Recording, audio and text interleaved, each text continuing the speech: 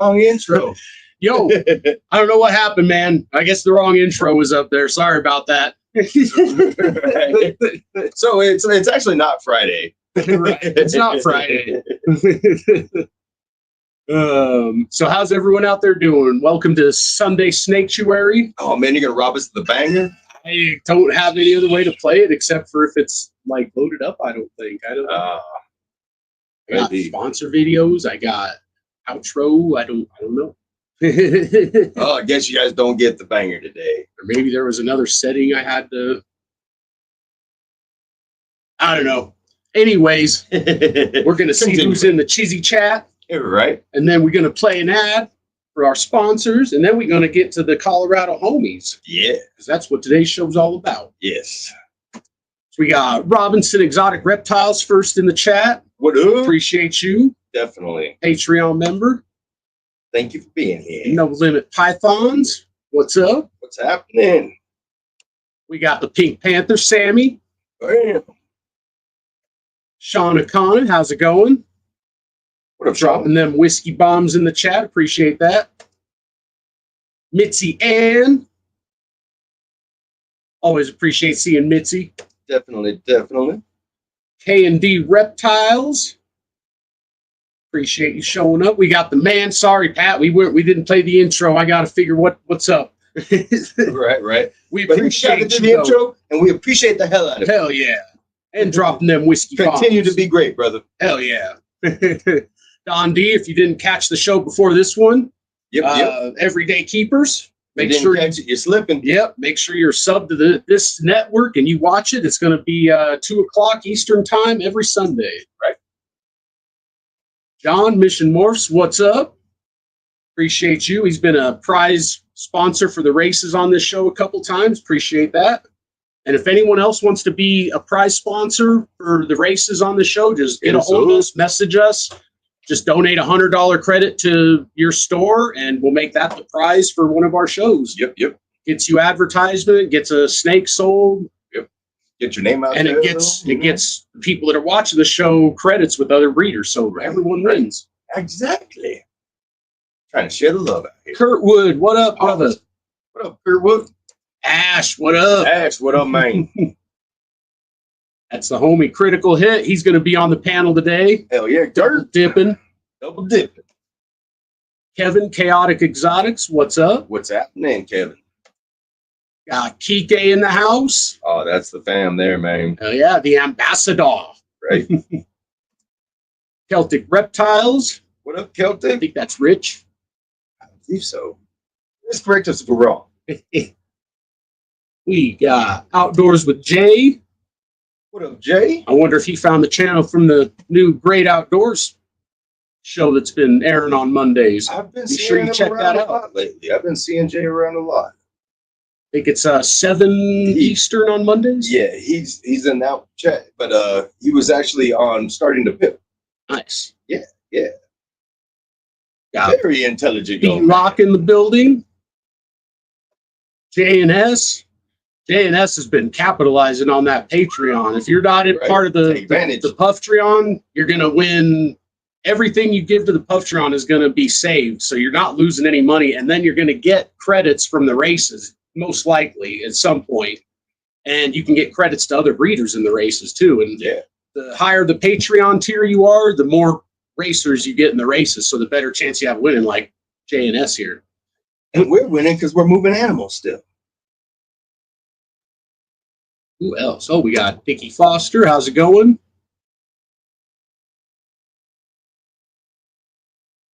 We got, I guess that's all the new faces.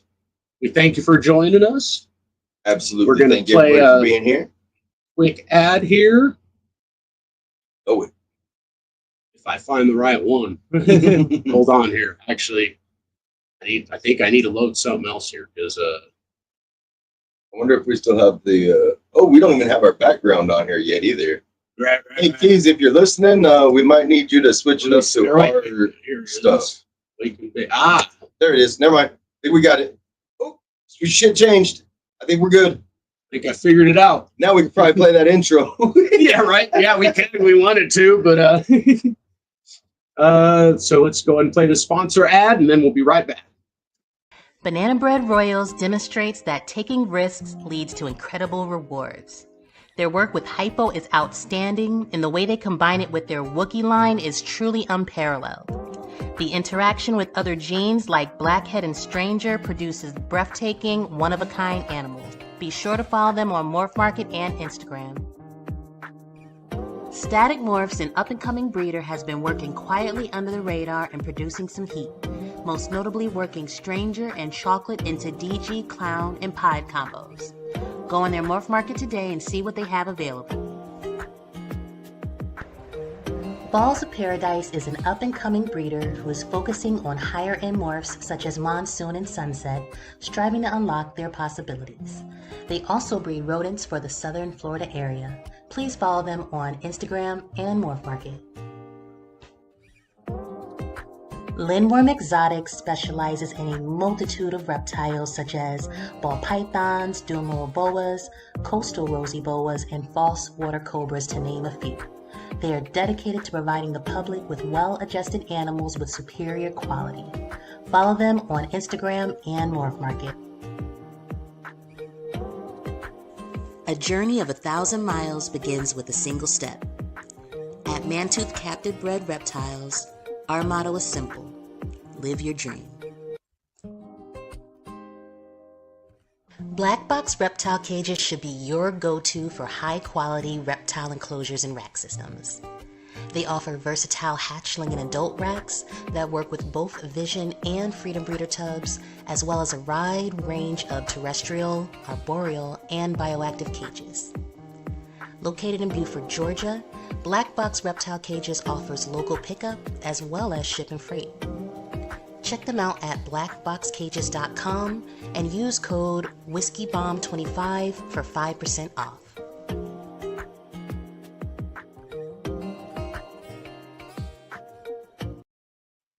Big shout out to the sponsor. Hell yeah, we appreciate y'all. Couldn't do this without you.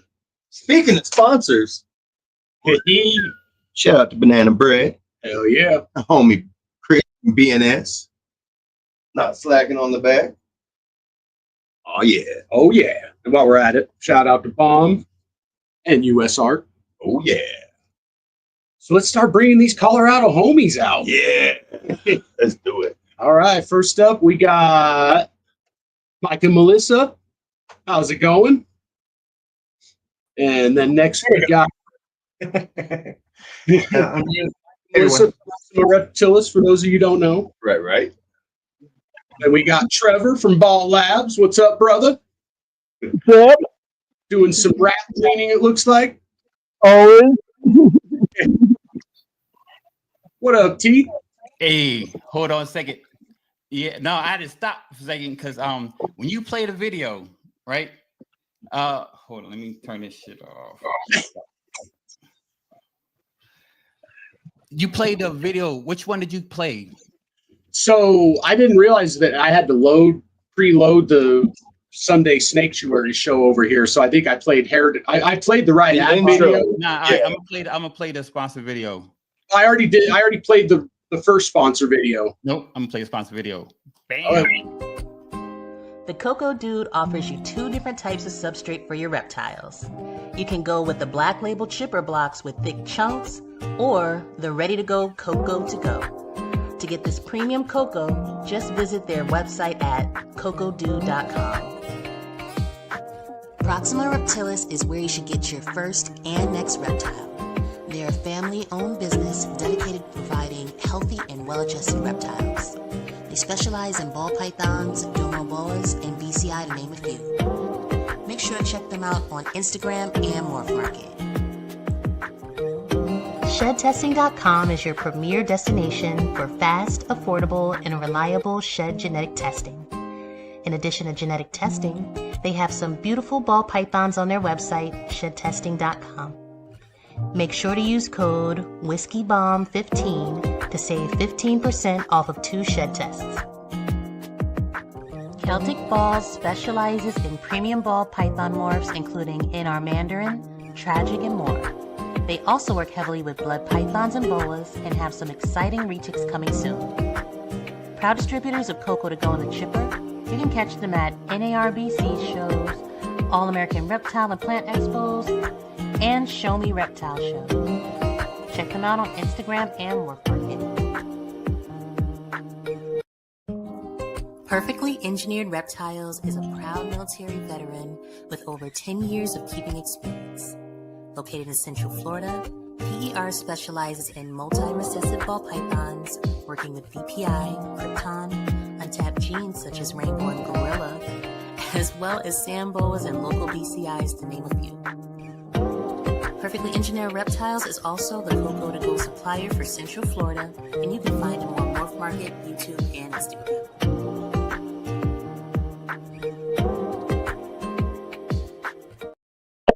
Yeah. That was my bad. I broke it up on purpose because I did ask her to break it up, and I didn't know she broke it up. So she broke it up into 3 different parts. Gotcha. Yeah, I missed them. I was like, damn, I ain't seen Mike and Melissa. And I ain't balls. Let me go. Shout out to Matt. She wrote it like I'm supposed to be doing. Thanks, brother. Forget about the epic. I'm out. Oh yeah. We'll play the epic before right before the races. Yeah. But here is Carlos from Elevated Morphs. What up for supper, baby? What up for? Who else we got? Josh J. Slithers. It's going down. Who is Josh Jones? We got Josh Gertz from Critical Hit. What Hey everyone. How's everybody doing? I'm doing great. Happy Colorado family. Hell yeah. And last but not least, we got Colorado Cold Bloods. Oh yeah. What's Hello. going on? What's up, guys? How's it going? Just hanging out, man. Get ready to have fun. Oh yeah. So does everybody know everybody? Has everyone met? Mostly. Okay. I was gonna say We met backstage. everybody, this is everybody. You're all Colorado people. But so I think so. We got Colorado Cold Bloods works a pretty good amount of shows. Proxima works a pretty good amount of shows. And Ball Lab and Josh, you guys are doing shows as well, right? Yeah. Oh yeah. Jay Slithers and ourselves were a little more underground. Like we do some shows here and there, but Yeah. mostly probably like online sales and stuff like that. Yeah, most of ours is probably online. Yep. I think next weekend will be my first show this year. I missed out on the other one, so Gotcha. You got a lot of inventory. no. Last year was my first year breeding, so I only had 8 clutches, I think, total. So I've only had 1 so far this year. So I don't have a lot, but I have enough for a table, and that's all that matters, right? I was going to say, better to be a little bit under than over. Yeah. Better to need more than too much. So Trevor and Gertz, first off, you guys have a show you need to tell people about because there ain't enough people watching yet, right? Yeah, so we started a podcast. Oh, I can't see you again. Your headset. We started a podcast a little over a month ago. We'll have our 6th show coming up tomorrow. A 6th episode coming up tomorrow. It's called Breeder Underground. So check it out on YouTube and follow on IG as well. And we're just talking, industry stuff, snakes, all that kind of fun stuff. Hot topics coming up, and yeah, Some good stuff. Always hot topics, yeah, for sure. Right? Yeah. Do a ramble for an hour. Yeah, we pretty much just ramble for an hour. No, we try and be structured. We pick a topic or two, and then we chat about it. Like the last episode called off PACFA and rules and regulations, so that was a good one. That's a hot topic right here in Colorado right now. Yeah, it is. Yeah. Going to get as fun one right now. Right? I'm trying So, yeah, all of you guys in the chat, check it out. Hit subscribe, hit the notification bell, and we'd love to see you guys in the comments. Yep. I'm getting your link right now so I can copy it here and hopefully send everyone there. Yeah. And while you're there, as all of these things that we're going to make you guys go to participate in these games, whenever you're there on your whiskey bombs, make sure you push that subscribe button. People, please and thank you. Yeah, and hit that like button too. That's right. Let's go. Come on, community. Let's get it. Anyone got anything exciting happening clutch-wise lately here? I think this is the first time I haven't had anything in an incubator in like 9 months. Withdrawals, huh? They all come at the same time, man. Major withdrawals. I only have one in the incubator right now. I have the pastel yellow belly lace to pastel nanny. Oh, That'll be nice. Yeah. Because we have nothing. We're Nothing? Our first one we think is going to be our key stripe het monarch to our cypress het monarch. Nice. Oh, yeah. I don't think I've ever heard nanny in the same sentence, so that definitely has me intrigued. You know me, try weird shit. I was saying you got pretty much almost every morph out there, like so. Yes, I just got done doing my 2025 audit. I came in at 301 snakes, 187 females, 114 males, 99 genes. 99. Man. 99. Yep. And that's if I don't count. I have 5 dinkers. Well, they could be genes, but who knows, right? Yeah. Shout out to Dinker Squad. Yeah, we're gonna have to add Trevor to that if he's working dinkers too. Right. Oh yeah. Where'd you get your dinkers from? So I got a breeder female and then 1 male and 2 females from Sam. So that's one dinker project. I got 2 in a collection that I acquired last year that I don't know about yet. But, one of them's already produced and the babies are interesting.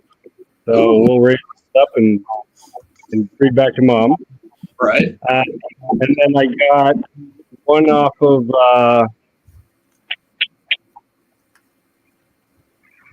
I don't remember who it was. It might have been. It might have been Heathen Hatchery. I bought a 6-pack of females off Heath. I think it was in that.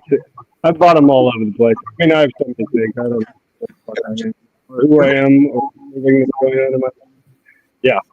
So I'd have to go back and look at records and stuff. But yeah, I think I have 5 dinkers that I'm looking to prove out that are pretty interesting. Oh yeah. Yeah, we're all about the dinkers. Right? Good luck. Right? They Find take your stuff. forever. It does. They But do. it can definitely be worth it. Right. Especially if you got a whole squad helping you out. Right? I got Carlos's Mile High, a couple of Carlos's Mile Highs too. Did Yeah, you breed love anything? Did you do anything with you breed anything with that this year? I will breed this year, this winter. Yep. And we have not yet. Nothing. I know you guys got that last class. That's how they looking now. Still good. Yeah. Let me go grab the dark one. You need to check. I got this. I got a pastel spot nose Mile High that looks really clean. And I got a Mile High red stripe pastel that's really nice too. Hey, Nice. grab them. How long you been, That's the mouth. right? How long you been doing that, Carlos? Shit. Like 10 years. No shit. I'm pretty sure I proved the gene out. I barely started getting it into, so I finally got it into some het clown. So I'll throw it into clown to see what it does there. It changes the snake, you can tell. So it's pretty much proven. I just gotta. Damn, she's getting big. Damn, yeah, she is. Nice and clean, Mhm. bright, darks. Yeah, I love it. Looks good. He's a cinnamon, navy, mile high blackhead. Nice. Yeah, that thing's clean, man. And she's actually very great for what she is. Oh yeah, that's what that Mile High gene does, man. It brightens everything up and keeps those blacks dark. Right. Yeah, and she'll stay bright even when she gets older. They don't dull out or nothing. Nice, yeah, it looks really good.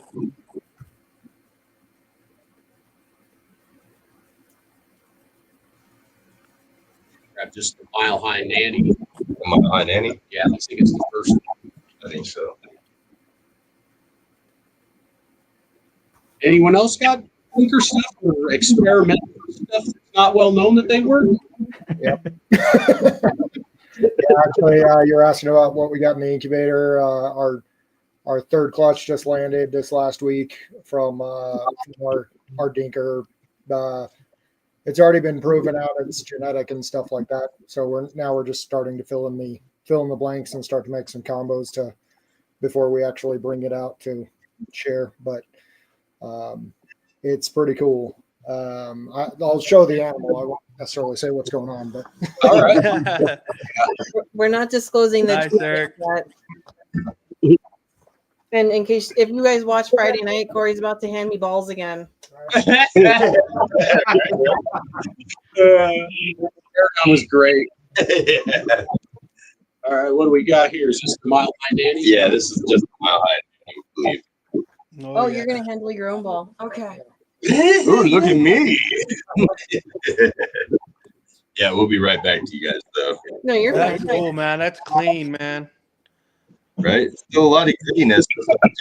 And it Yeah, brightened you the could definitely still see the granity in there, but it looks like nice and clean. Yeah. and the alien heads are a bit brighter than it would be without the Mile High. Oh, yeah, for sure. I'm trying to turn you upside down.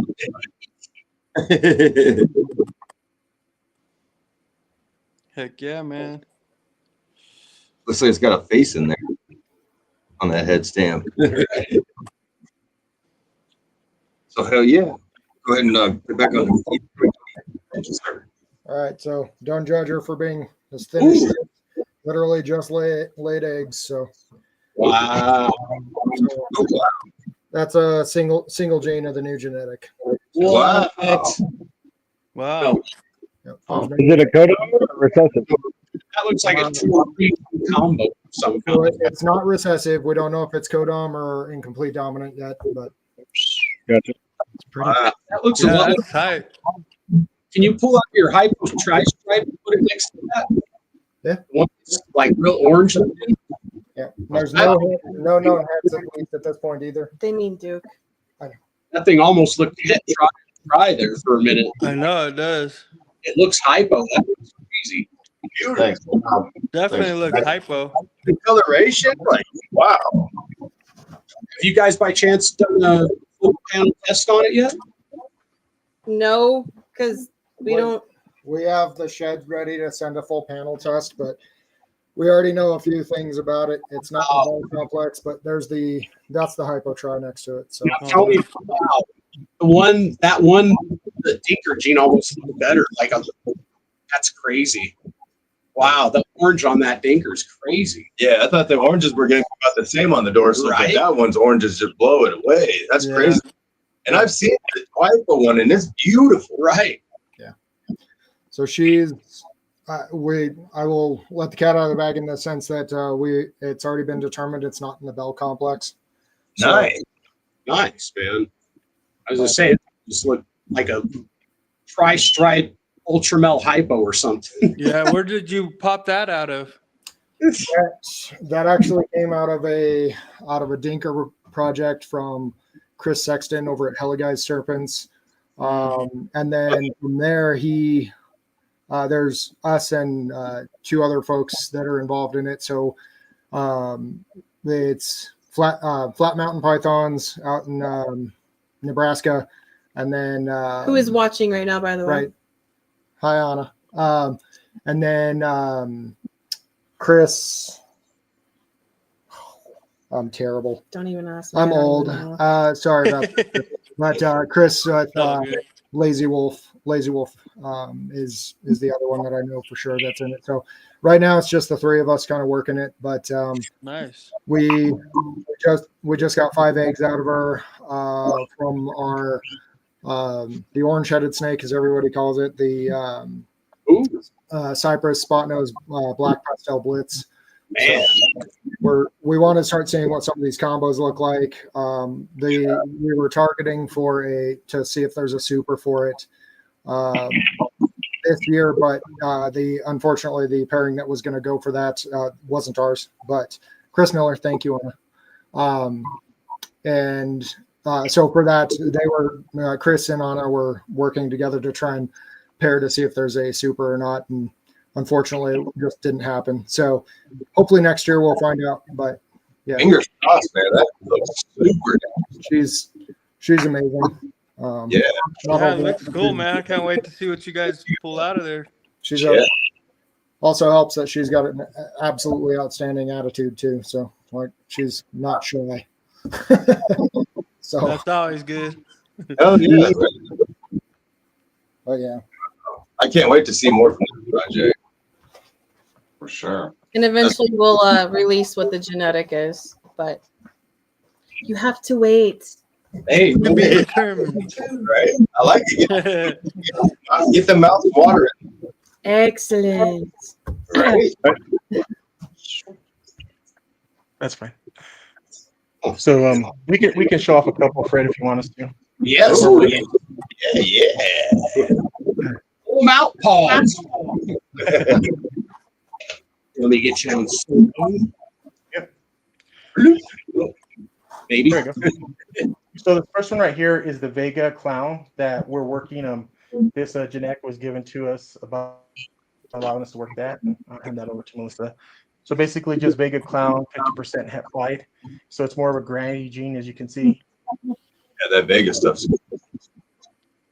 And then we have another male that's leopard Vega het clown that he's actually older that we're actively breeding right now. So that's one gene that we're working.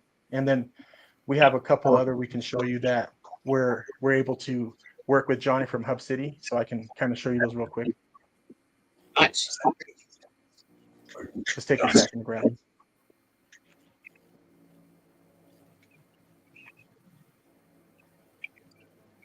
And where'd you get the? What was that? Where did you get the Vega from? The Vega came from Justin Crediballs, Justin Orbach. No, they're Colorado. Oh yeah, definitely. And then this one is a yellow belly smuggler, and so this gene is not very well known either. But if you go out to and Google on it, you'll see that it'll come up in Morph Market. But let me pull it up here. And so this is a brand new one that we're working that came from Johnny from Hub City. Yeah. Oh, wow. Maybe you can get it. There you go. Yeah, that's definitely not just yellow. Yep. And so yeah, it's a smuggler and it's yellow belly. We nicknamed him Capone. Nice. And then the next one we'll show you is really complicated. We have to work it, but I'll show it to you here in a minute. And then there's gonna be a lot of working with this one because we really don't know what's going on. Nice. I like that type of shit. AJ likes mysteries. Yeah, it can never be easy. It can never be easy. So this one over here, it's going to be complicated because it's a chocolate leopard yellow belly, and the nickname to the morph is Funky. And this is from Johnny Medina, and you can see that he calls it Funky. So we're gonna have to bring it over because you see there's some stuff that's going on that we can't explain. And so he allowed us into the project, and so we're gonna try and work it. Wow. Different. Yeah, that's definitely funky. Yep, and you can see we're doing all kinds of crazy stuff, and we're not quite sure exactly what's going on. So we're going to try and breed it over to some single gene females to try and pull it out and see what we see. Hell yeah. Anchor movement. Exactly. So there's our Nice. three that we're looking at. So Vega and Smuggler are actually established. So there's actually genetics out there you can go see. World Ball Python has the Vega, Smugglers on Morph Market, but this new funky gene, like we said, that came from Johnny, and we just got to figure it out. Yep. Right? Like it. I like the there's yet to be none. Yet to be told. I guess down there from Colorado Cold Blood, man, that has got me thinking. Our work here is done. Right? I think you just won. Wow. That's one of ours. Thinking that's a pastel bullet. Nice. Wow. It seems to be doing similarities to like a spot nosy pattern without the head or anything. So I would like to see it as the spot nose replacement in a couple things to see how like it is, and then try it with spot nose, of course. It seems real dark. So it seems like it's really trying to fight this pastel. Yeah. Mm-hmm. Has seemed real dark. That's just pastel. You know the one AJ, the one that I really like is I think it was the one that with AK-47 and it has the super brand. That's the one you should show off. Oh yeah, we'll get to it. You can just ship it over, whatever you want. Oh, I forget how big they are, man. Yeah, here we go. This one's really cool too. This is leopard. And oh, that's nice. see how it's still doing the bright belly? Super dark on the back. And trying to throw those repeating teardrop type bullet patterns, but the leopard says no. So Yeah, that's cool.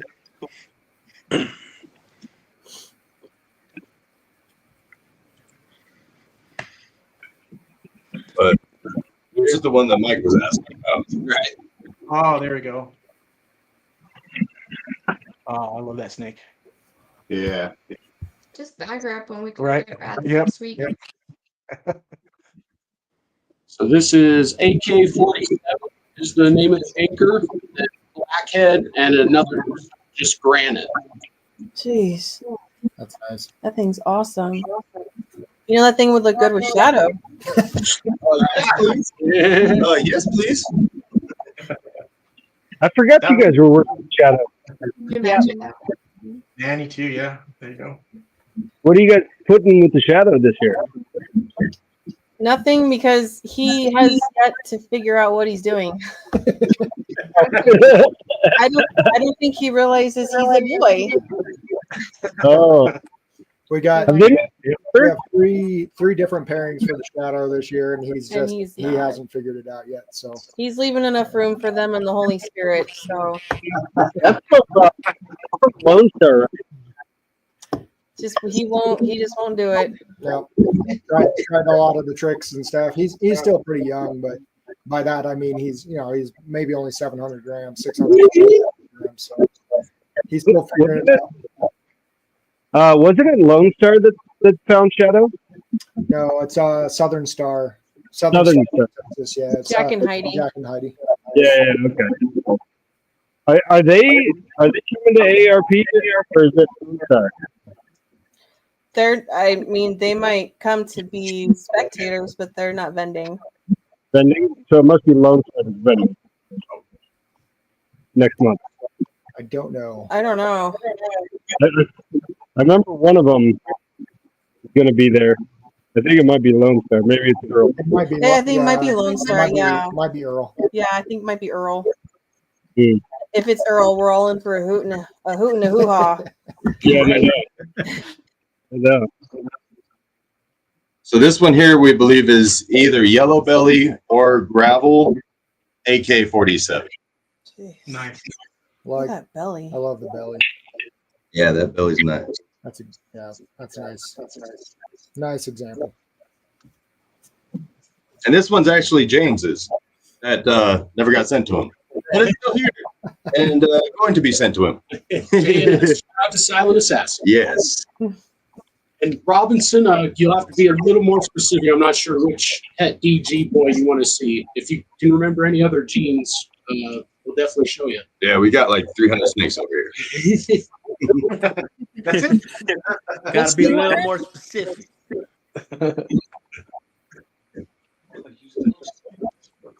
What up, Jamie? Oh, good. MTZ Fred, what up? Justin Pressure P, what up? What up? What up? Thank you for being here, everybody, including the panel. Thank y'all. And if anyone wants to show anything off, Yeah, grab it. yeah, Pause. please. Anybody wants to show anything off? Whip it out. Pause. Whoa. Yeah.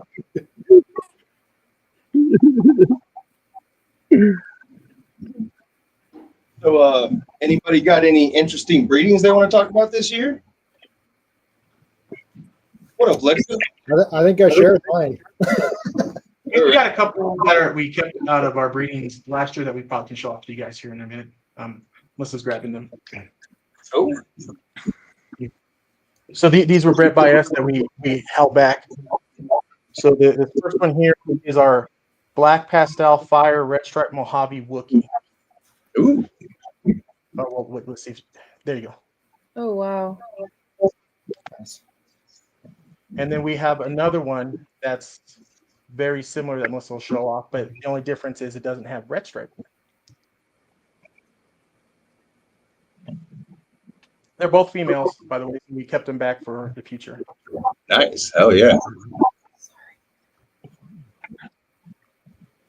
I heard you shout out Logan in the chat, so I had to pull this one out. This was a dual breeding collaboration between us and Edka. This is Pastel EG Hypo. Oh, it was Firefly. Oh, yeah. Muchos gracias. That was awesome.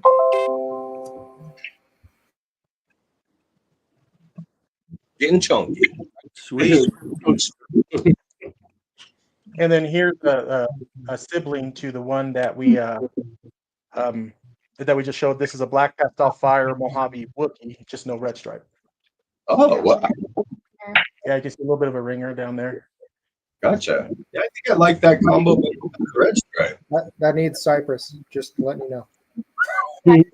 Exactly. We have basically the same thing with Cypress instead of Wookiee. And yeah. Pretty badass. It'll make it a lot brighter. You kind of jump too. That's what we're planning on doing, is get some cypress in there. So. Yeah. I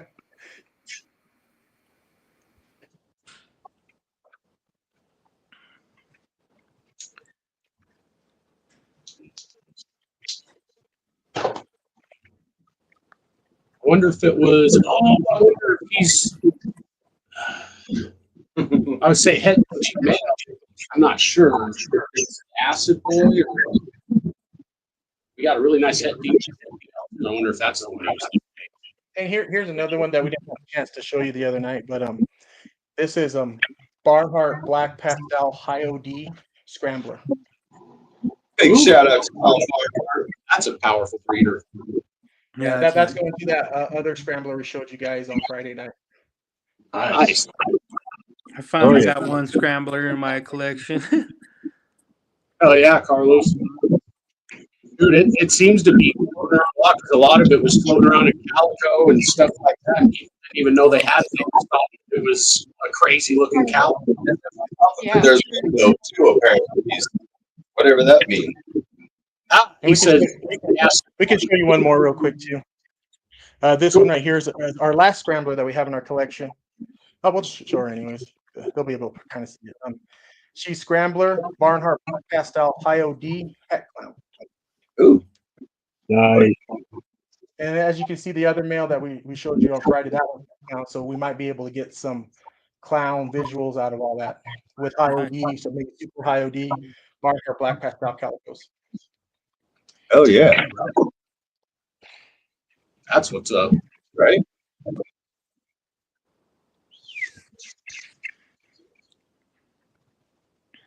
So here's the one Robinson wanted to see. This is Cell Chocolate Acid Triple Het Hypo DG.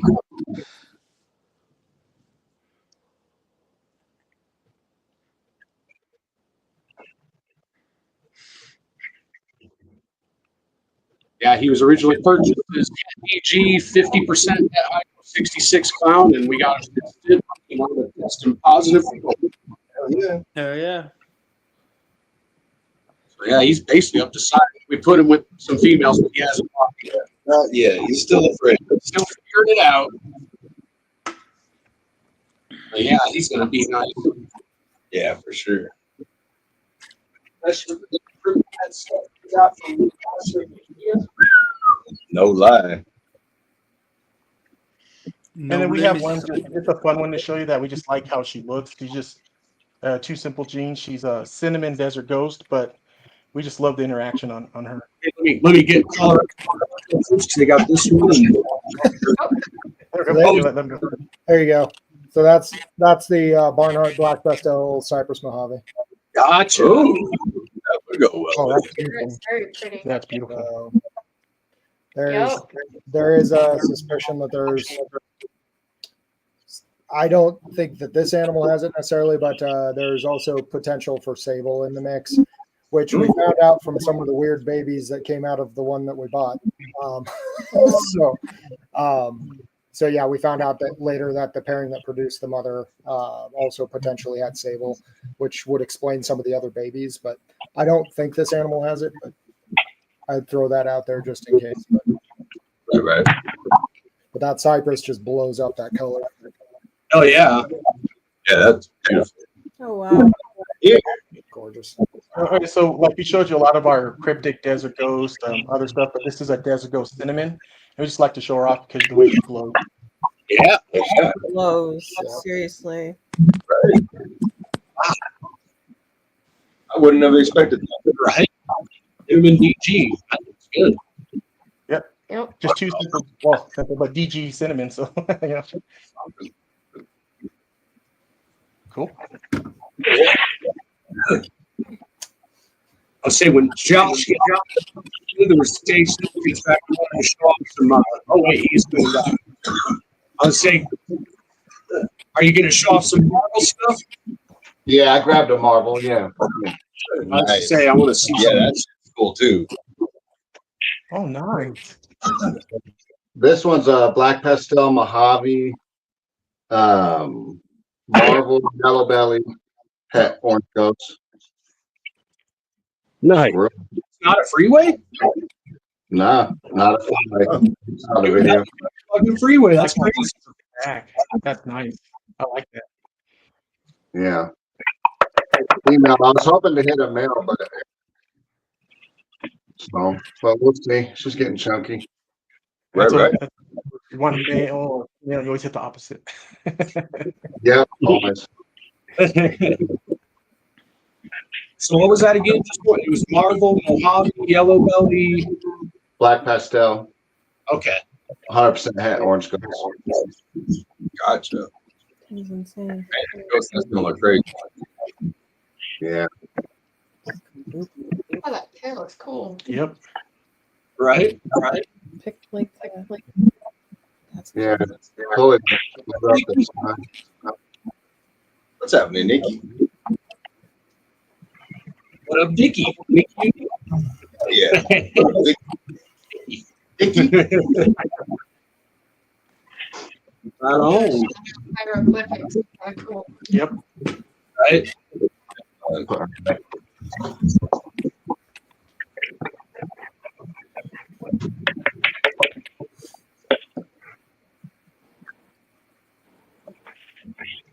And if he's in the chat, he better watch them races. Oh man. You guys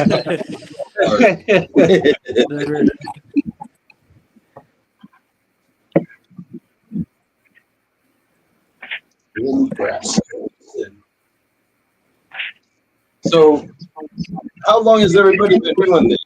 I think this is our fifth year, sixth year, yeah, sixth year. How about you, Mike and Melissa? So we're a little over 3 years now where we're actively doing it. Melissa's played around with reptiles and stuff like that for a while, but actively doing it for shows and breeding on purpose and all that stuff that's happened here. 3 years. You guys have been killing it, just getting that young. Jeez. So, Trevor, how about you? Lot of effort. Yep. Right. Trevor, how long have you been in it? How long have I been in it? Yeah. I was born with a snake in my hand, so it's been a while. 41 years. No, I'm just joking. I bought my first snake I bought my first snake in 2000, and that's 25 years ago. Carpet python, and then I got out of it for a couple of years, and I got back into it 8 years ago, something like that. Okay. Oh yeah. Been a while. And now you're up to 9 different genes, you crazy bastard. But, I mean, as much as these balls are awesome, I will tell you my favorite is still the carpet python. I'm all about the carpets. They're pretty fucking cool, I think. You got any clutches of carpets coming up, or? Yeah, I sure do. Oh yeah, sure do. Yeah. How many eggs do those usually lay? 25. How many? 25. Wow. Yeah, they have crazy. Yeah, right. Yeah, I figured it'd be like under 20 for sure. That's nuts. Yeah. Because they're kind of a slender snake, aren't they? They're what? They're kind of a slender snake, like compared to retics and no. Yeah. Yeah. Compared to a retic. Yeah, definitely compared to a retic, because retics are just fat lost, right? But yeah, carpets are just as thick as balls, if not bigger. Some of them. Okay. Gotcha. Yeah, and longer. Do you by chance are you able to show any of those right now? Yeah, I can just carpets. Yeah, he's working with Rover. Yeah, never mind. That's not a good idea. Yeah, Trevor. Go down there. Get one, it'll bite you. So, okay, if I just take a shower real quick, I'll just take you guys in the shower with me real quick. We went to box snakes up, and I didn't take a shower the day we cleaned rodents. So I breathed like rodents. He's been in the thick of things. And it just bit me in this out of nowhere, dude. Like, because like it just smelled rodents everywhere. It got near me, and it just was striking. Like, right? Signature paint. Right. You can show off one of our BCIs in the meantime if you want. Oh, hell yeah. Ooh. Yeah. So right here is one of our blood hypo BCIs that we have. Ooh, that's pretty.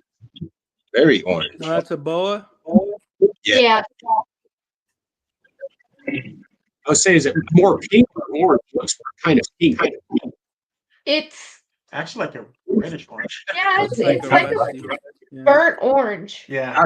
Yeah, more on the reddish tones with the hypo. Yeah. The belly's more pink. That's pretty cool. That's probably what I was seeing. Yeah, we have a 1.1 of two 1.1 sorry BCIs, and she can grab another female for you real quick. And then we showed you the Dumeral collection that we're working, but we're also doing skinks as well, so we can show off a couple skinks too. You go to The Trevor. blue tongue skinks. I think Trevor might be still set up. Oh, okay.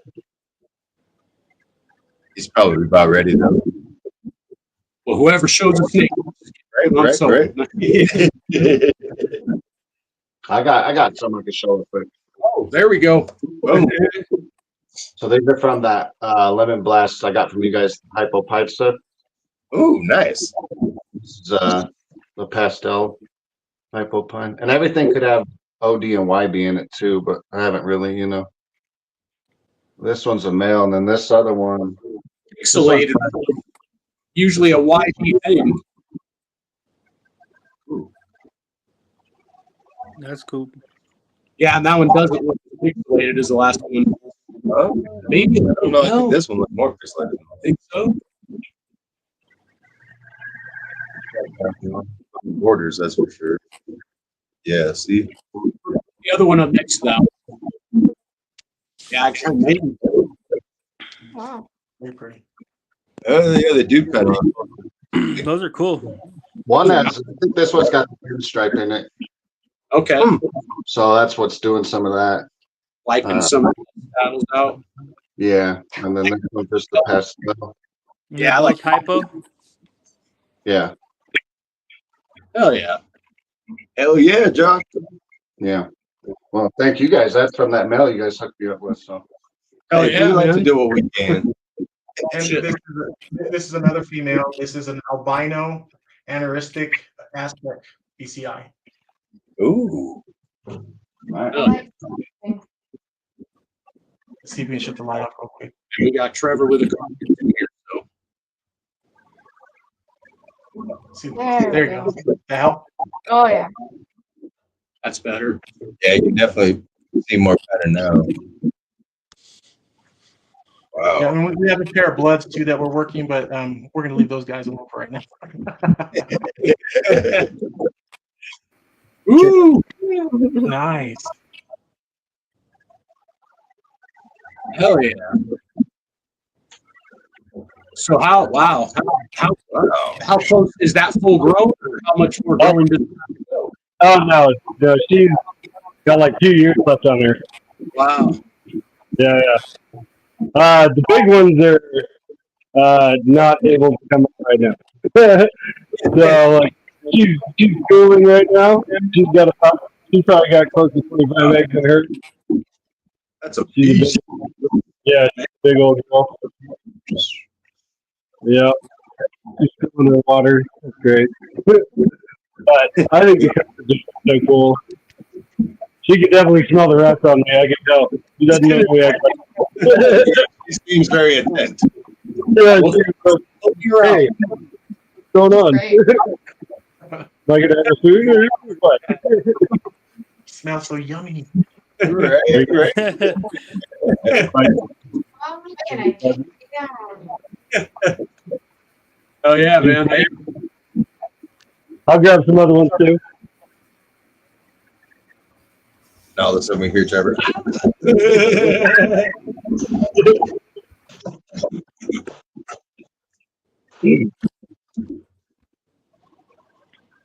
I got some this way. oh shit. So it's nothing crazy. It's not going on, but it's chocolate with the marble and the granite. Okay.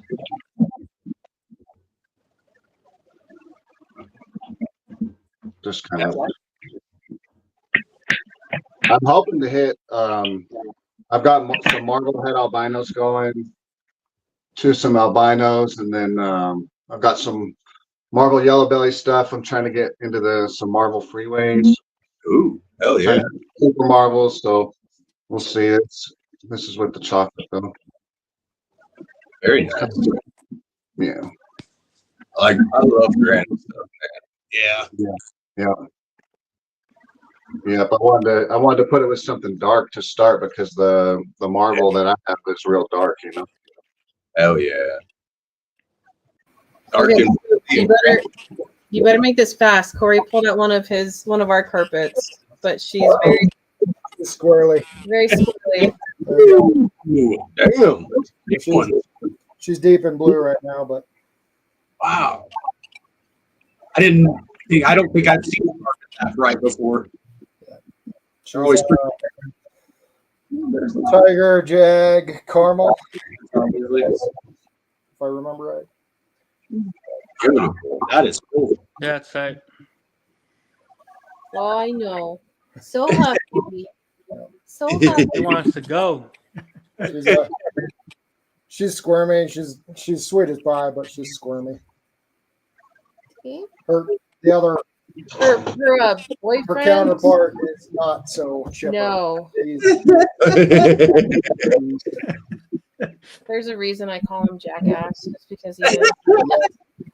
They're both coastals, so they're a little bit on the bigger side. But... Oh, I'm sorry. I bopped your head. I'm sorry. Yeah. So that beautiful. Yeah, there you go.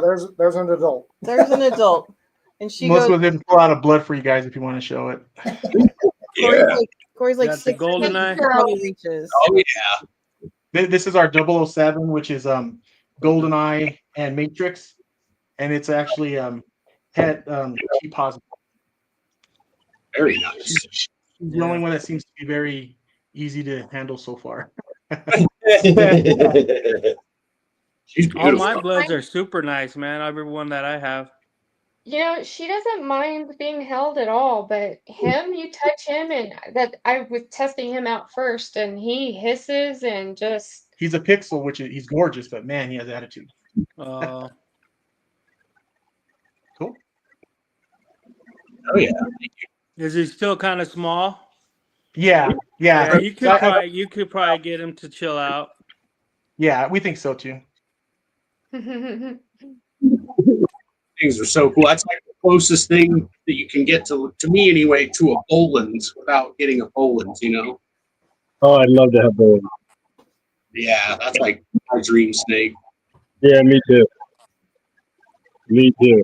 I was at the San Diego Zoo a couple of years ago, and they had the CBA, and I was just asking people, "Hey, can you get those? Hey, what's up? Can I get one of those?"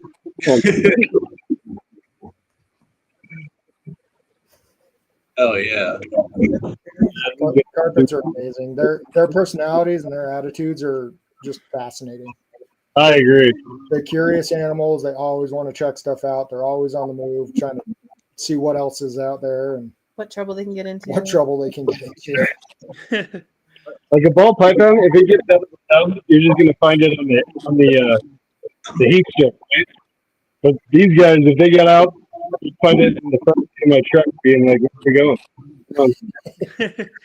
Just rock and roll." So cool.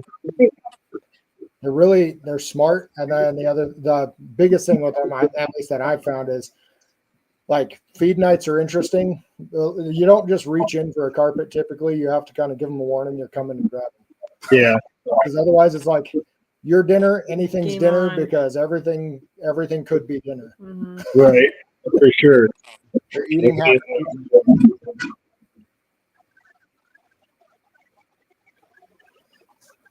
Yeah, very cool. I love the guys. And then we thought we should give some love to lizards, so this is one of our schemes. Hell yeah. I love the way they stick their tongue out. I think they're so cool. Definitely. We have how many now? We have 4? 5. 5. Yeah, 5. And then their son has a dope ass rhino. I gotta feed Blue. Oh yeah. Well, we might ask him to see if he can get her out in a little bit. He's greedy with her. He's like, mine. Because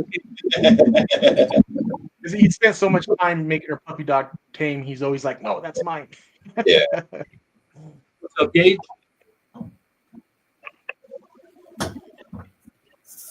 Well, it's about that time to get some races going, but if you guys want to keep pulling snakes out, Yes, please do, and we'll keep showing them. Hey guys, I think I'm gonna have to head out, but it was nice hanging out with you guys. Hell yeah, Carlos. We'll see. I'll keep watching here in a little bit, but I gotta get going.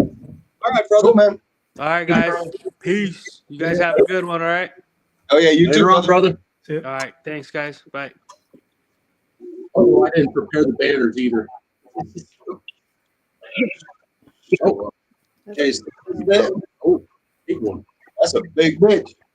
Oh, yes, I think you got yourself muted. I think you're muted. Yeah. We can't hear you. Nothing.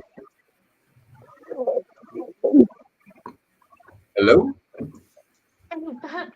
Hello? I don't think that we muted. I'm going to try to unmute him or mute him. Make sure it wasn't us. Yeah, it wasn't us. We didn't mute yet. No. You need to go out and then come back or something. Yeah, I think that or your mic died. All right. I'll come back. Oh, there you yeah. I'm back. Yeah, whatever you did worked. I didn't even do anything. Give me up worked. They gave in. They're like, giving up. We have one we can show you real quick, which is our black-headed python. Ooh, yeah, those are dope. Oh, wait, I got Trevor was trying to show them here first. Oh wow! Well, what in the world? I think so. How is that? ATB. ATB. Yep. Oh. Wow. She is so awesome. She's a proven breeder for me. The red phase and red two boa. Yeah. Yep. Remember we were looking at that Halloween. I got the whole thing. That's what that is. You got the whole. Yeah, that's right. And here's our black-headed python that finally was being friendly enough to let us get her out. She's moody. It's like sometimes she don't care at all, and other times she won't let you. Yeah, she's gorgeous though. I love the tiger stripe. It's all black head. She's beautiful. Yeah. Yeah, she's looking good. Usually, point. Right. There. Yep.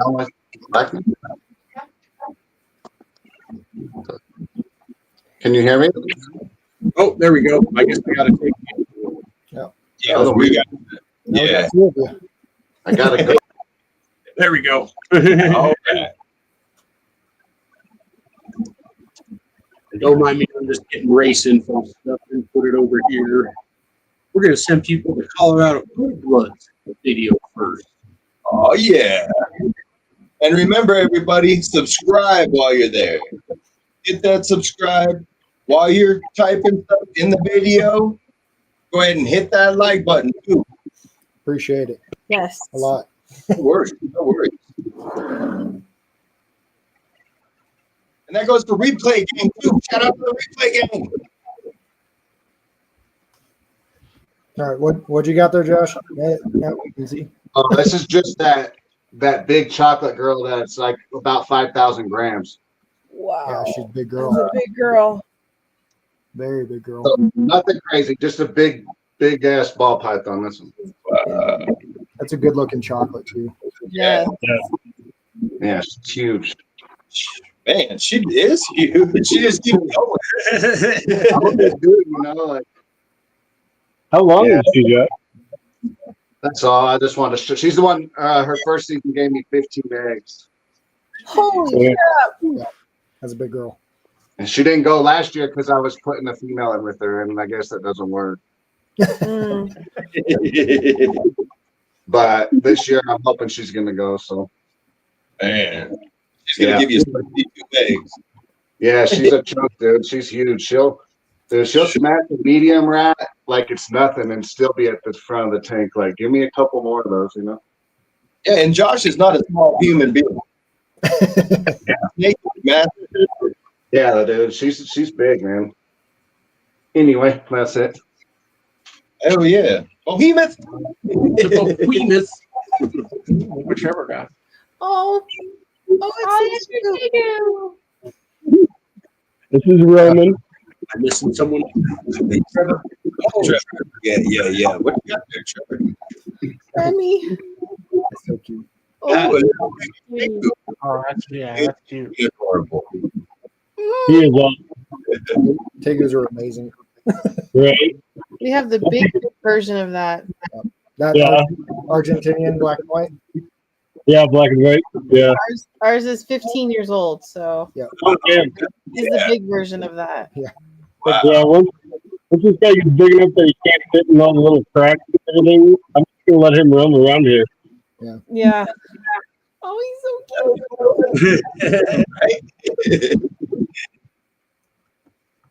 It's kind of cool how they get almost that the like neonate phasing and stuff with their color too. Because when you get them small enough, even though they're black and whites or the reds, they're green as babies. Mm-hmm. Oh yeah. Yeah. It's pretty cool to get a little bit of that phasing. I actually traded a regular banana ball python. Wow. Yeah. I got pretty lucky. Right. Well, and at that rate, you're also not going to have to worry about any food waste either. Yep. Exactly. Oh. Yeah. Bottom He's a good eater. They eat and eat and eat and eat. You guys feed yours food? So we do a big mix. So first of all, they're supposed to have like a 20%, 15 to 20% greens. Yeah. Good luck. That's all I'll say. You have to find ways to trick them and hide it. I tried tricking and hiding, and he literally looked at both of us, turned his head, and spit it out. And stares at it. Yeah, that's not happening. But other than that, yeah, we do a mixture of like you can do boiled eggs, but leave the shell on them, and then duck eggs. They love duck eggs. Duck eggs are amazing. But yeah. But then other than that, just strawberries. Rats, strawberry. They love fruit like strawberries. Very, very. Yeah. Well. So my boys eat shit out of strawberries. So I just cut the top off the strawberries and put them in a dish and throw them in there. We mainly get strawberries, pinky rats, and dubia roaches. I have a dubia colony also. Yeah. That's good. Yeah, because you want a nice high kind of protein and calcium. Yeah. But you want to make sure you don't overdo the protein. That's the hard part, because that's all they really want to eat is the protein. But you have to monitor them, otherwise they're gonna.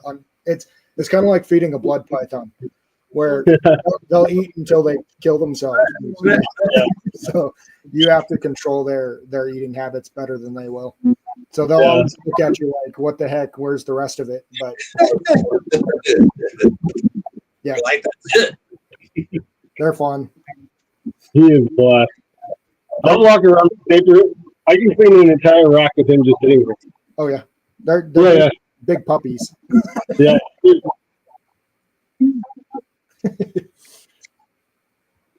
All right, we're doing some races. Yep, he's loading in everybody's names right now. So we got everybody on the panel too. Yeah, sweet. You remember when I first met you guys? It was because of these races. I still have so much credit for all the races I won back in the day. You still have that much credit because it's never expired. I know. I don't even remember who all I have credit from. I know I got 2 free snakes in the hat from KG. I already got them, but I don't remember who else. I think I had some credit. They might expire. Yeah, just ours don't. Yeah. That's on them if they want to or not.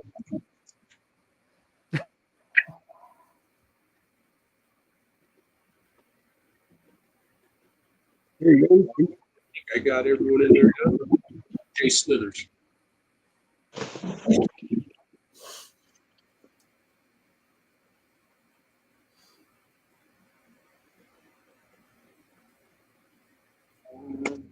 And Trevor was nice enough to be the prize sponsor today, so whoever wins today gets $100 credit to Ball Labs. Hell yeah. Yeah. He's 9 jeans. He doesn't have what you want. What the hell do you want? Yep. Ain't one of them. And to anybody listening out there, I'm looking for my 100th gene. I'm looking for Orbit. Orbit. 99. Orbit game 1. There it is. Make 100. I'll keep it. You easy bastard, man. I love it. He's got plenty of jeans to dump all tinkers into. Wait, Trevor, do you have tri-stripe, or do we need to fix that? I any tri-stripe. I have the original PSK first ever visual male. Nice. Yeah. I have tri-stripe with, in fact, I just paired him to my big ass monarch girl. Ah, there you go. There you go. Yeah. I want to see what the monarch look like because the tri-stripe does so good with those blacks. I think it's going to give it that nice deep burgundy. Right. I have all three lines of tri-stripe. I have the NoCo, the PSK, and the KRG. Nice. Yep. I think you need to chill out, Trevor. You got I too much do. crap. I do. Where you going? And if anybody joins the Patreon while we're on, please announce it in the comments so we can get you the other racers.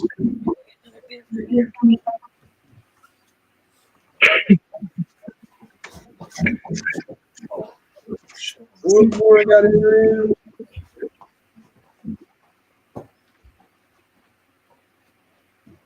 I think we're almost about ready to start racing. It's getting close. Where you going? Did you save the list? I don't think it's letting me, and then bring it back for some reason. I don't know. Or it won't let me until I walk out and now I'm back in, which is crazy. Right. All right.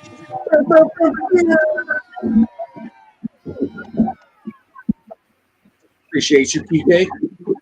Yeah. And this is the link if you follow this, and then whiskey bombs in the comments. And then subscribe and like the video. Make sure you do that, please.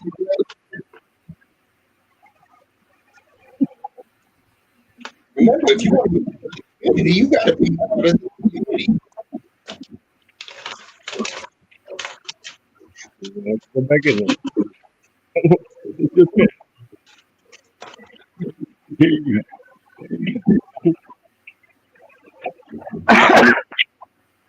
Proximal, get you another racer in there. And I mean, we all like watching snake videos. So now you got more new snake videos you can watch. Right? It all works out. Come watch us on Breeder. What was that, Corey? I said, come watch us on Breeder Underground. Oh, gotcha. It wasn't Corey. But very similar. I think we're brothers. I think that we're going to have people comment on your guys' video next. Okay, sounds good.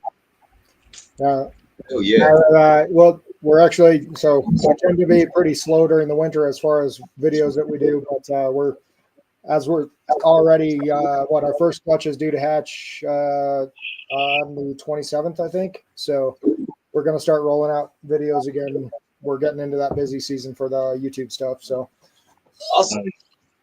So, yeah. Yeah. Now's the time to subscribe. People think we disappear in the winter. It really doesn't happen that way. We just kind of mostly do our clutch updates and stuff. So don't lie. All the money you guys make, you're in Hawaii all winter. I know it.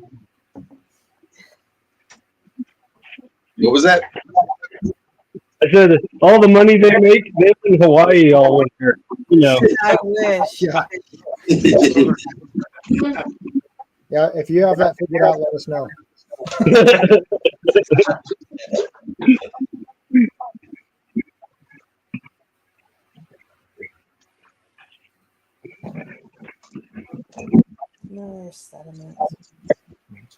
So, Trevor, is there a reason you're looking for the orbit gene, or is it just you don't have it yet? I don't have it, and it looks badass. Sounds good to me, man. I'm gonna look at it. It's badass, man. Yeah, I go look at less than 10 animals on Morph Market.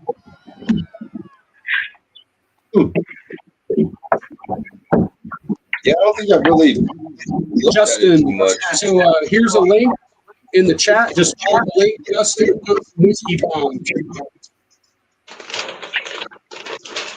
Make sure you like it. Want even more racers than one, you can join the Patreon. Is that why we follow the link? What was that? Is that why it was Irresistible Ball number 4?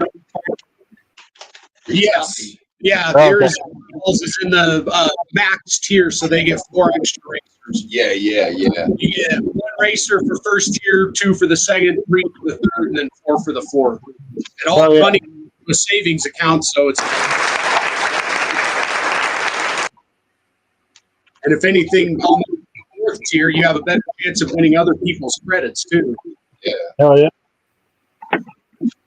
If it sounds like we're doing our Patreon members favoritism, damn right. Robinson got 2 places that time. They got 8 points. Ooh, damn, hell yeah, Rob. And that's what happens when you get extra racers. You can come in first, second, and third. Right. Big Sam, you got 4 with 2. Boom.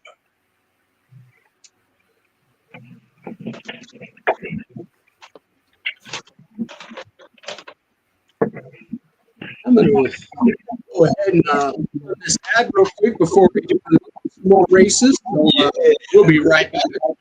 It's called Epic, the Exotic Pet Industry Conference, and it's free to register at epic.live. Epic is over 20 special guests across 16 sessions covering industry trends, marketing, branding, podcasting, and YouTube. Epic is for pet keepers and breeders. It's for gecko and invert lovers. It's for snake and spider lovers. Epic is for anyone who enjoys these amazing animals. Did I mention it's free? Register now at epic.live.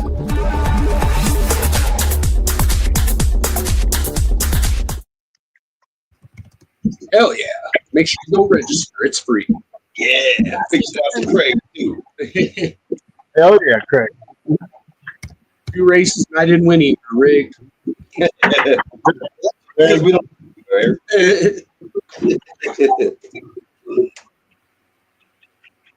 Yeah, we actually gave your racers to somebody else.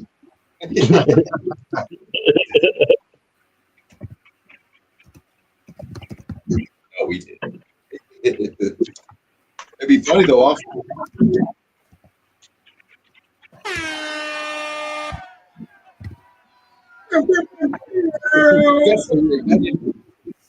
You know, I never win these damn things. Yeah, they are mentioned.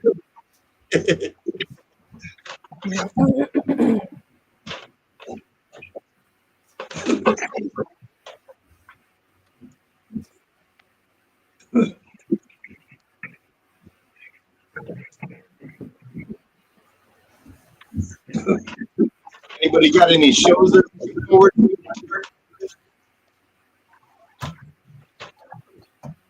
We got Repticon next week, and we got AARP the month after that. Oh yeah. ARP. Yeah, we got ARPE, we have the Show Me in May, and then we have Mr. Critters in July. Nice. Then there's a Mr. Critters in like 3 weeks in Gillette too. Hell yeah. And I wish we could get a huge international show here, though. Here you go, JNS. I'm so jealous of the people who live across the street from Tinley. Right?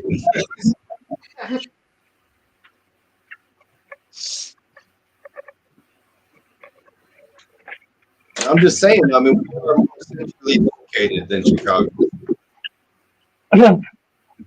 We are. I agree. Gotcha.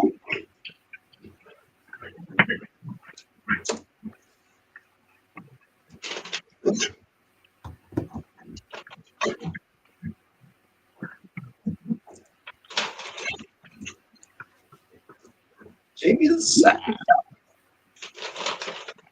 Big shout out to Jamie.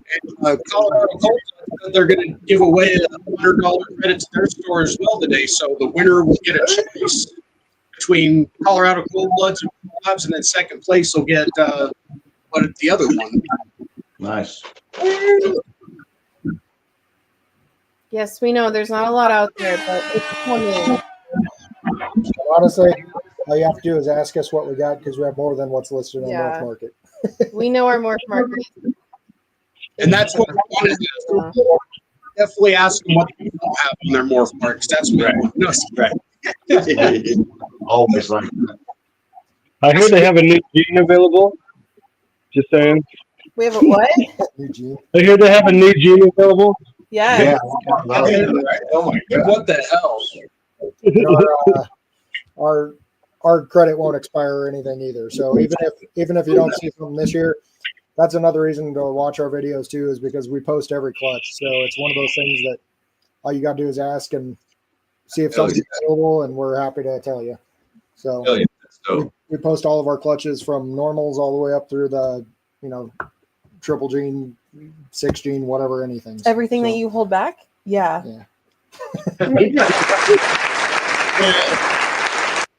Corey is a bit of a holdback king. Hoarder. Will Moreau's number 2? Yes, he is. Guilty. There's a reason why those two talk to each other every day. They have so much in common. Do you really? Corey, you have to be your best customer, right? You have to be your own. Not every day. Yeah. But, yeah. Not okay, 2 or 3 times a week, maybe. I will say that's Will has said it multiple times, and it's kind of the same philosophy I've lived by from day one. But the biggest thing is when you're making pairings, pair for yourself, pair for what you want. Right. Yep. Buy product that's for sale, right? So you're always trying to pair to expand your project, expand your collection, right? You're trying to increase and improve your stuff. So when you're planning your pairings, plan for you. There's a few things that we do some things like bells or hides and stuff for shows, but aside from that, it's pretty much you're building. Even if it's a 1% chance or 2% chance, you're still trying to hit that goal, right? So you're looking to always improve, and that's a key thing. Don't look at it from the money perspective and stuff like that constantly, right? Obviously, we're in a business, so you got to have an awareness of that. But even still, always look to expand yourself. So that's how you end up being your own best customer and holding your own stuff back. Exactly. So Justin, pressure P. Sorry to interrupt. He's trying to figure this out. So because we want you to go to the other channel, and then you're going to comment on that video where the link takes you. You're going to put a whiskey bomb on that link. We're sharing the love. Yeah, and while you're over there, make sure you subscribe to that channel and you like please and thank you. So here, I'll give you a quick. Let me show you guys what I'm looking at here. When I'm through the share screen. So this is what I'm looking at when I'm trying to get people in the race. I'm just looking at comments, and then I go sort by newest, and then names come up. It's real easy to see. So whenever you that way, it's easier. So just whenever you leave the comment on there, we will know you left the comment. No comment, no race.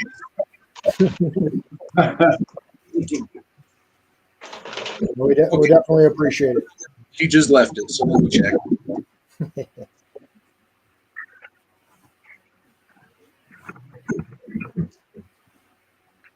Yeah, it's just our way of helping out other people with their YouTube.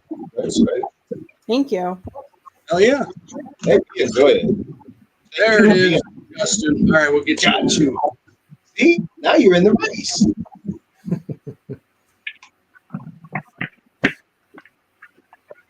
Bam. Come on. Avs ahead 3-1. Just gonna throw this out there. Let's go Avs. Yeah.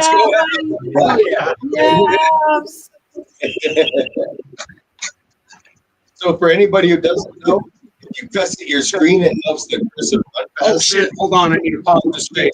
Wait, yeah. Sharing the wrong thing here. Yep. Forgot I was sharing the other screen. Yep.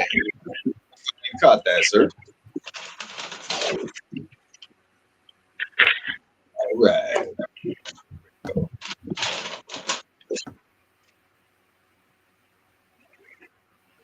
Oh, I guess it was the dragon. My bad. Hold on.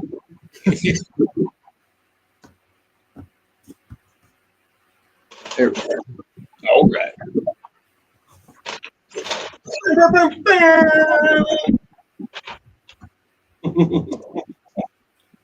We don't advertise it much, but we do have a Patreon as well. So I did see the comments that you're trying to get credit towards the Tri-Stripe stuff mission.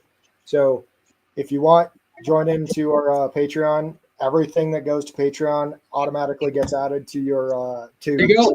credits. So anything going to Patreon is credit towards any purchases. So it's our way. We take 25% of that and put it towards US Arc. So that literally was the key goal to our Patreon, was to give us a recurring revenue stream that we could give to US Arc. So That's awesome. that was the whole goal. So it's not about getting money out of Patreon or stuff like that for us. It's literally, you'll get credit towards an animal, and then it's just a way for us to make easier donations and faster donations regularly to US Arc. That's dope. And hey, I'm sure you're probably already on it, but if you could grab their link for that, I would greatly appreciate it. Wait, what? The link to Patreon. Oh. All right, we're gonna do another race here, then we're gonna send y'all to another video to leave a comment. Oh yeah.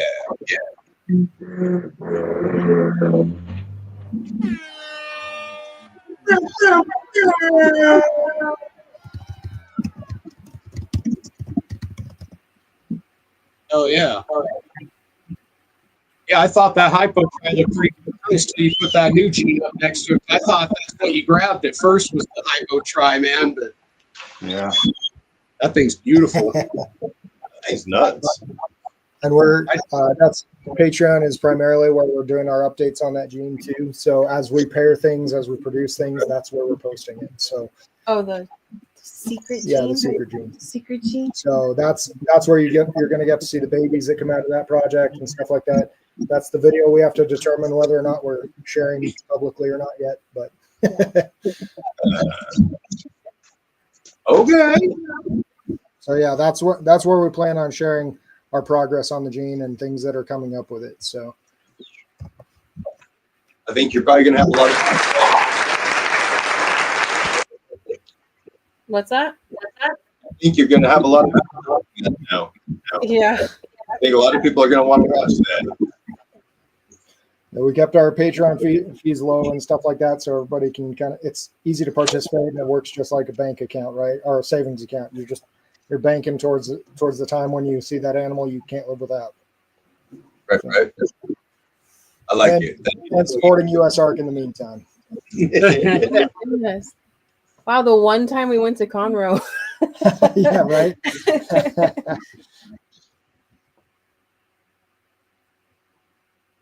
Yeah.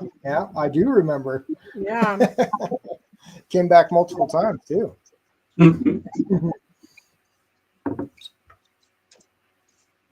Oh yeah. No, we still got. We actually still have a couple of those babies. So I think the one he was looking at for the hypo try, I think that was one of our first females we produced that year too. So, Infinity. Yeah. Yeah. It was either Infinity. Infinity came first. Charity came second. Yeah, because Infinity was going to the shows. I don't think we were taking Charity to shows.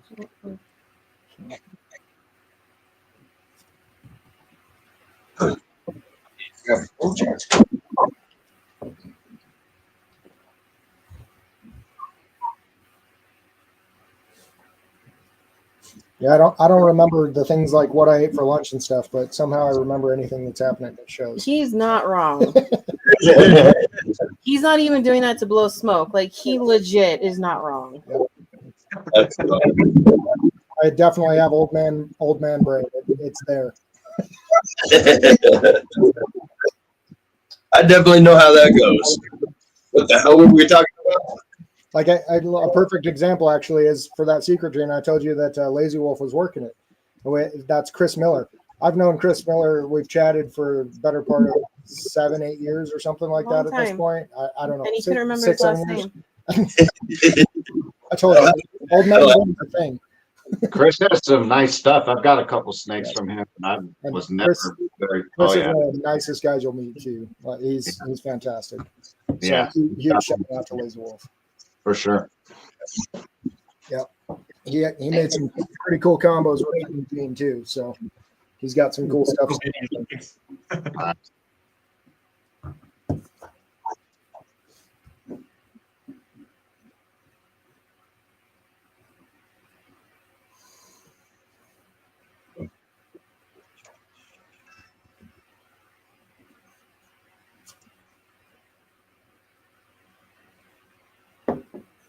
Oh shit.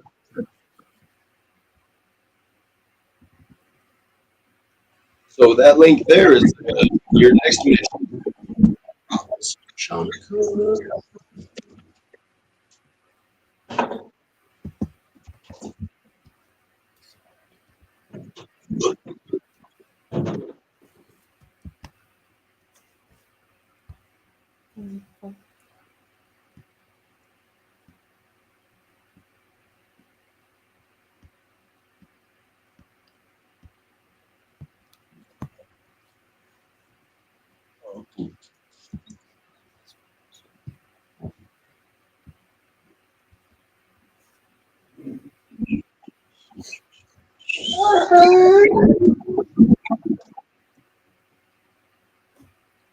And our Patreon gets first dibs at any of our animals too. So if that new gene becomes available from us.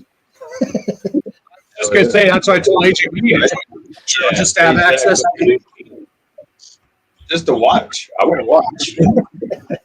No watch, pause. pause. All free. No pause. All free. Yeah.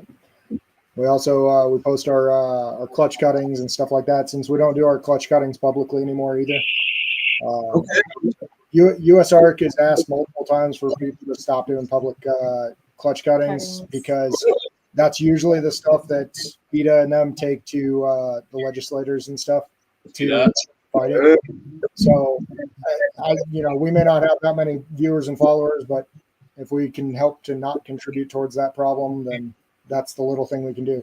It's definitely slowed our growth on social media drastically by not posting those anymore. But it's one thing that we try and do now is so. But because people still want to see it, we figure we can post that up on Patreon. That way, unless somebody from PETA is paying for it. I'll be honest, I always enjoyed watching people's update videos after the cutting anyway, because then you can actually see them shed out and actually see. Yeah, exactly. So yeah, you're probably going to change things. Yeah, we might have to. Right. Well, it adds a challenge too, right? Because as a content creator on YouTube, like that, literally having a clutch cutting and a clutch update video, it basically doubles your ability for content, right? So it makes it a little bit easier from that perspective. So we definitely lost some oomph behind it. So even if we posted, or even if we hatched out 25, 30 clutches, that's 50 to 60 videos at that point if you were still doing the clutch cuttings. So now, if we're sticking to just the clutch update videos, then that's literally only getting us the 25 to 30, right? Those are just example numbers, of course, but yeah, that's the challenge, right? So we've fought that battle a little bit internally. It was like, do we want to keep going with that? And it just after Phil had mentioned multiple times, it was like, you know what, like let's not be contributors. It's a hard decision to make because I absolutely understand the growth capacity that comes with that too, right? So yeah. Well, we always put the egg cutting inside of one video. We can just not put the egg cutting, just the same video, basically. Right, or just doing update videos. Yeah. I think the pulling isn't really fun. I mean, it's good to show it just so you're showing the mom and the dad in the video. But like other than that, And the reason we really did it is just to verify what we were doing, Yeah, and that it's fun because you get to kind of show what your process is. But aside from that, pulling eggs is not as exciting for sure as opening up the presents. It's a harder thing to deal with. So yeah, we're trying to get a little bit more prepped up for some kind of training or advice videos or stuff like that. At least again how we do things. Everybody does things a little bit different, but yeah, that's been a challenge because I struggle with that because it's like everybody else does all these same things, right? And now, or sometimes they'll repeat videos that they did 2 or 3 years ago. And obviously some care things change or stuff like that. But I struggle with the fact that it's like, oh, I've already made that. Or, oh, Fred and AJ have already made that, or Will has already made that, or whatever, right? I mean, it's the next snake. Yeah. Always need to see that next one. I already seen that one. That was cool. Now I need to see the next one. Yeah. Well, the problem is more like those advice videos, right? Everybody's got their own version of it, and then, to be fair, so doing some of those is beneficial. But anybody who's been doing this for a while has heard the same thing so many times, right? But everybody has their own way. So I don't know. That's always the struggle mentally for me that I have. It's like, oh well, so-and-so already made this video and it hit all the perfect points. But then again, some people don't necessarily know about that other person or stuff like that too, right? So right. Yeah. And not to mention, like, whenever you sell somebody their first ball python, a lot of times you're their guy. They don't care if somebody else made a video. They want to know what you think. That's true. Yeah, exactly. And that's always the thing that I have to try and remind myself when we're making videos. I get into my groove and it's hard to break that pattern. So yeah, you guys have come a long way. I remember the old video where you're sounding like a baseball announcer on it. Oh my god. Welcome to Colorado Cool. Yeah, wow. Yeah, like this last year, we tried to do a lot more with showing our faces instead of just being the floating hands. We're not a huge fan of that yet. No. Hopefully, over time, we'll get more comfortable. Yeah. That was one of the advices that we got from somebody else was it's like, now you got to start showing your face so people actually remember when they see you, right? And you guys have personality too. Like I was killing it on that pause game shit. Right. Yeah, we try or don't try. There's the Patreon. There's the link to Colorado Cold Blood's Patreon there in the chat. So if you want to join the Patreon, all the money goes toward Colorado Cold Blood's. And you're gonna want to stick around. What's up with that new gene? Get first access. Ridiculous. We appreciate it. Like I said, it's we try and provide a little bit of extra content. We do have our Discord channel so everybody can hop in and chat. We have a good community so far, and obviously we're still building that up. But good people so far, and lots of good chats amongst people. So yeah. You're always welcome to post your own stuff for sale in our Discord and stuff too. So, it's another sales outlet for you. But yeah, so we want to get a good community that, it's not Facebook where you got a small paywall in here, right? So it's less likely to keep the riffraff out. Right. More likely to keep the riffraff out, whatever. Have you guys done the Palm Street yet?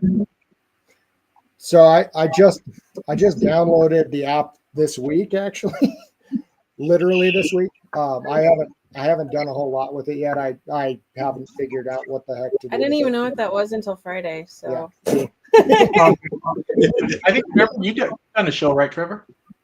Yeah. Me and Josh did one. Yeah. So we'll help you out if you guys want any help. I'll reach out to you, Trevor, because yeah, I haven't figured out how the heck to like follow specific people or stuff like that either. Yeah, cool. For sure, Yeah, hit you me don't up. have to do show either. You can do a purge. So like if you want to do the show, you can do a purge and it counts as a show thing. So you only get so many shows a month for free. So you could do that. Okay. And they get pretty good incentives to get us to do show purges because they're trying to build up the reptiles or at least snakes. So, like last month or January was like $100. Whatever you sold, they added an extra $100 into your wallet. And then last month was free shipping if the animal sold over $60. And then this month is 10% off to anybody who buys an animal. I think it's 10% or 20% off, something like that. Okay. So if they buy an animal for 100, they actually only pay 80. They pay the rest.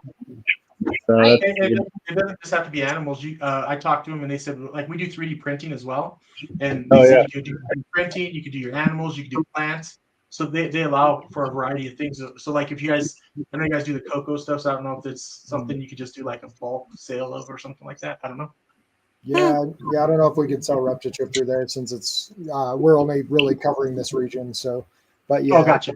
Yeah, but no, I mean I appreciate the thought. Yeah, but yeah, no, it seems interesting. I just haven't figured out their layout and their and how all that stuff works yet since I literally just downloaded it this week. So, okay. We got a message from for the Sloans were doing a promotion for the ALE on there. And so they're like, hey, if you can hop in and check it out. I was like, sure, I'll try and figure it out. And I couldn't find out how to find them. So, yep. Now, granted, I was doing it like an hour or so into their live. So, I think Palm Street's going to be at the ARPE too. I heard that. Nice. And maybe flying Veronica. Veronica's pretty awesome. Cool. Yeah. Yeah. When Veronica will reach out to you to ask you, when are you going to do a show? Yep. And she gives you her cell phone, so you can like text her at 3:00 in the morning. It's great. She loves that. Nice. Well, I mean, to be fair, like that, you kind of got to expect that out of either an IT person or a reptile person, because how often are we down here at 1, 2, 3 o'clock in the morning feeding snakes or cleaning snakes? Because, well, we also have day jobs, right? Yeah. Yeah. And then we show up to the day job and we're like, running on 3 hours of sleep, but it's fine. It's priority. We're crazy. We love what we do, but we're crazy. Yes.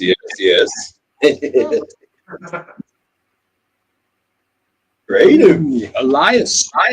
Yeah. Followed by Keys and Gertz. So, quick score update. We got Robinson Reptiles in first with 13, Bone Daddy in second with 10, and then a three-way tie for third between Elias Creative, Big Sam, and Irresistible Balls. No. Damn. So does anybody else on the panel have a Patreon they want to put out there? Got you. Yeah, don't make me be the only awkward salesperson. No, you are. We would have drug it out of you anyway. Give me snakes or give me money and buy my snakes. That's good.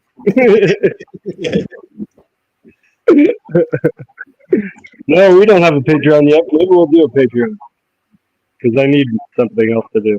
Yeah. Yeah, you definitely need something else to do. You've got how many businesses and 99 jeans and I don't even know where money's coming from anymore. All we know that it's going somewhere else too. Yeah. It leaves our bank account and goes somewhere. Yeah. Right. Hey, you just got paid. Just kidding. Did you see that thing from Tinley, or did you see that thing on Morph Market? That's right. Hey James, you do have 8 points. We're right behind third place, so you are in there. If you got a first place in it, you tied for first.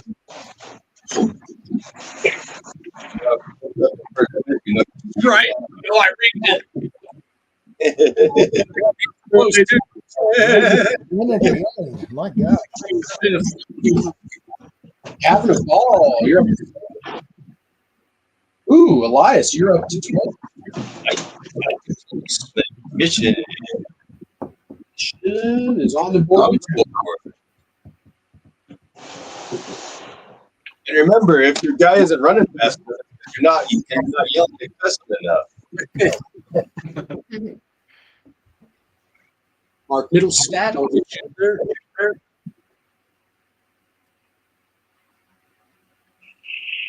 And don't forget and subscribe, all that good stuff while you're over at their channel. Please and thank you.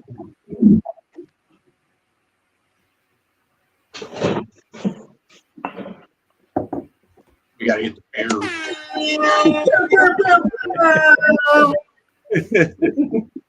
I love that damn sound.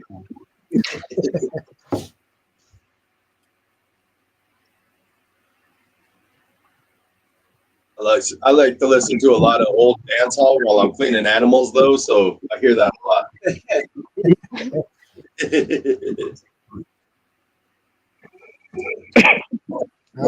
The fun one for me is when we first started getting rolling, we went through listening to Sean Bradley with his Bullshit podcast, right? Oh yeah. Oh man, so that's one that for me I'll throw on in the background, and I'll just now, because I don't know if you guys know, it's now on Spotify too, right? So now I can just slap that on Spotify without ads getting in the way and stuff, and that's been good. There's a lot of good stuff in there. So he pulls on some of the OGs within the industry that really kind of toss out advice that people don't think about nowadays. So yeah, Keith's got a lot of shows on here, like the balls and things. He talks to a specific breeder about what they're doing and stuff. It's really good to get to know different people. And then we also got breeding for the future, which man, I really enjoy that. Usually they'll have it was an egg cutting. I don't know if that's going to continue anymore, but they talk about a recent clutch that somebody just had and how it's going to help their seasons in the future. They go into depth. I like it. Yeah. Yep, I like some of those old advice type things, right? We do things a lot different now, but there's still some things that some of those original people, back in the early 2000s, late 90s and stuff that really kind of, they paved the way for us. So they've got really good advice, in simple things like, whether or not weight. Holy wow, look at a robot. Nowhere. Sorry. Whether or not the the weight matters more, age matters more on females, or different things like that, right? And hearing from people like Tracy Barker and I don't know, there's so many of them, but either way, it's fun to hear from them, what they've learned over the years and stuff too. Just a little bit of that understanding and what really went into the early determinations of how the heck we take care of things, right? Even just hearing all the history about stuff is really cool. It's fun. Yeah, you're quite the publicist over here, Corey. Apparently, you should be getting paid from these people. But yeah, so that's where a lot of stuff for me came into play, is listening to a lot of those podcasts and things like that, right? It really kind of solidified some of the things that either I already thought, or it adapted my thought process, right? Don't just sit here and say, oh yeah, for females 1,500 grams, they're good to go. Because there's been plenty of times where I've paired a 1,500 gram female and nothing, right? Plenty of times where as soon as you realize that it's more about, a 3-year-old female or in some cases 4-year-old females, right? sometimes age plays a bigger role than that weight, right? Yeah, sometimes these girls just will not play. Yep. They may not be ready, right? You know, I've had males that haven't produced sperm plugs for 2 years, right? Like that's wow. Yeah, you know, some of them are just a little slower, and that being said too, like some of them are slower growth. You'll see that some animals are fed exactly the same, and yeah, you know, one of them will be double the size in 6 months that that the other one is. It happens, you know, and that's a weird thing to think about because sometimes even when you buy animals and you get that animal that's 300 grams and 6 months old, and you're like, wait, this should be like 500-600 grams. Well, not all animals are the same, right? They all produce or absorb the nutrients differently and stuff like that too. So it's weird just to think about those variables and those variations on it. But generally, yeah, you'll have a baseline to go from, but there are those animals that are a little bit slower. Yeah, and I mean, at the same rate, you got those ones that are faster, right? You'll have one a female that's 1,600 grams in 2 years, right? And just like people, I mean, just because they're short people doesn't mean that they're malnourished and shit either. Like, right. Sometimes they're just short people. Yeah. Yeah. Hey, Corey, did you palpate or do you ultrasound or do both? So we have an ultrasound. I've used it the last couple of years, but it's more about trying to time it correctly with the ultrasound for me. Admittedly, I don't really palpate much either. So for me, I'll palpate when I think they're getting to a certain point, just to kind of make sure that I'm seeing what I think I'm seeing. But for the most part, when I start seeing their signs, that's really what it is for me. I just kind of watch their behaviors rather than necessarily caring about that, because I gear everything time-wise off that prelay shed. So to me, I don't really care where they are in the process of, are they at 5 millimeters, 10 millimeters? If I've been pairing a girl for 4 or 5 months or something like that, and I'm just not seeing anything, then I'll throw the ultrasound to her. But for us in Colorado too, and I'm sure everybody else has seen this plenty as well, but our seasons are weird, right? We get, I've got multiple girls that they'll drop eggs more like December or January, and then I'll get the majority of my girls are going to drop, anywhere from May, June, July, but then I've got a handful that are in that September through December range. So we kind of get a little bit of that year-round seasonal breeding. Yep. Exactly. Yeah, that's how we get you. Yep, and that's that's why I don't also heavily rely on that ultrasound either, because it's good when you're trying to hit a male to like 5 or 6 girls, right? Because then you're not going to overwork that boy. But aside from that, generally I try and keep males to only 3 girls a year. That's just my personal preference, because then I can make sure that it does a few things. Number one, it obviously doesn't overstress the male. It allows me to rely on just the signs instead. And the bigger thing for me though is it kind of forces me to add more variety, right? If I force him to only go to 3 girls and desperately want to put him to a 4th or 5th, I might sneak in that 4th, but other than that, it's like, no, I gotta pick another male, right? And then that kind of forces me to spread out the genes a little bit, right? I'm kind of 3, maybe 4, but we're exactly the same way. Yeah. So I like the ultrasound. I do like the ultrasound, but it's not something that I rely heavily on. And honestly, like I said, as you've done it enough, you start to see exactly where a girl's at without ever activating. You see the bull wraps, you see them flipping over and showing their bellies to the sky, right? Or you'll see when they start kicking out that heading and they start going blue. It's pretty obvious, right? They give you all the clues without ever touching it. Now, like I said, I will palpate and I will hit them with the ultrasound when I'm curious about something, or in all honesty, it's when I'm obsessed with a certain pairing, I focus in on it more and be like, oh, where are they at? Where are they at? Where are they at? Right. So we do that. It's more of, it depends if it's a hyper focus scenario. Yeah, you got that gush you really want and just hyper focus on it. Yeah. So yeah, and I'll be honest. Like a lot of times, that's usually with the hypo-tri groupings and Hey, look, we were fourth. obsessing where they are. Yeah, like that. A perfect example for that for me last year was watching that bongo pairing, right? So that pairing was the hypo tri-stripe to the bongo lesser red jean yellow belly girl, and she's stunning, and I was absolutely ecstatic to see that she was producing follicles, and that was one I was watching really closely just because I was really excited to get those genes in. And when we landed those two boys without the lesser, I was on the top of the world, right?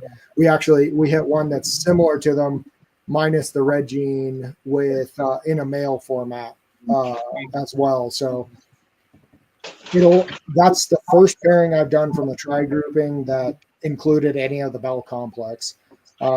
Because for me, I wanted to get all the baselines in there before I ever touched a Bell complex and started creating issues with, the white snake problem. Oh yeah, exactly. And same thing with fire, right?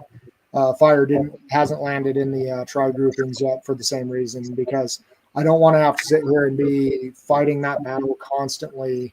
Oh, am I going to end up with a possible white snake that's a tri-stripe bongo, red gene, yellow belly, who knows what else, right?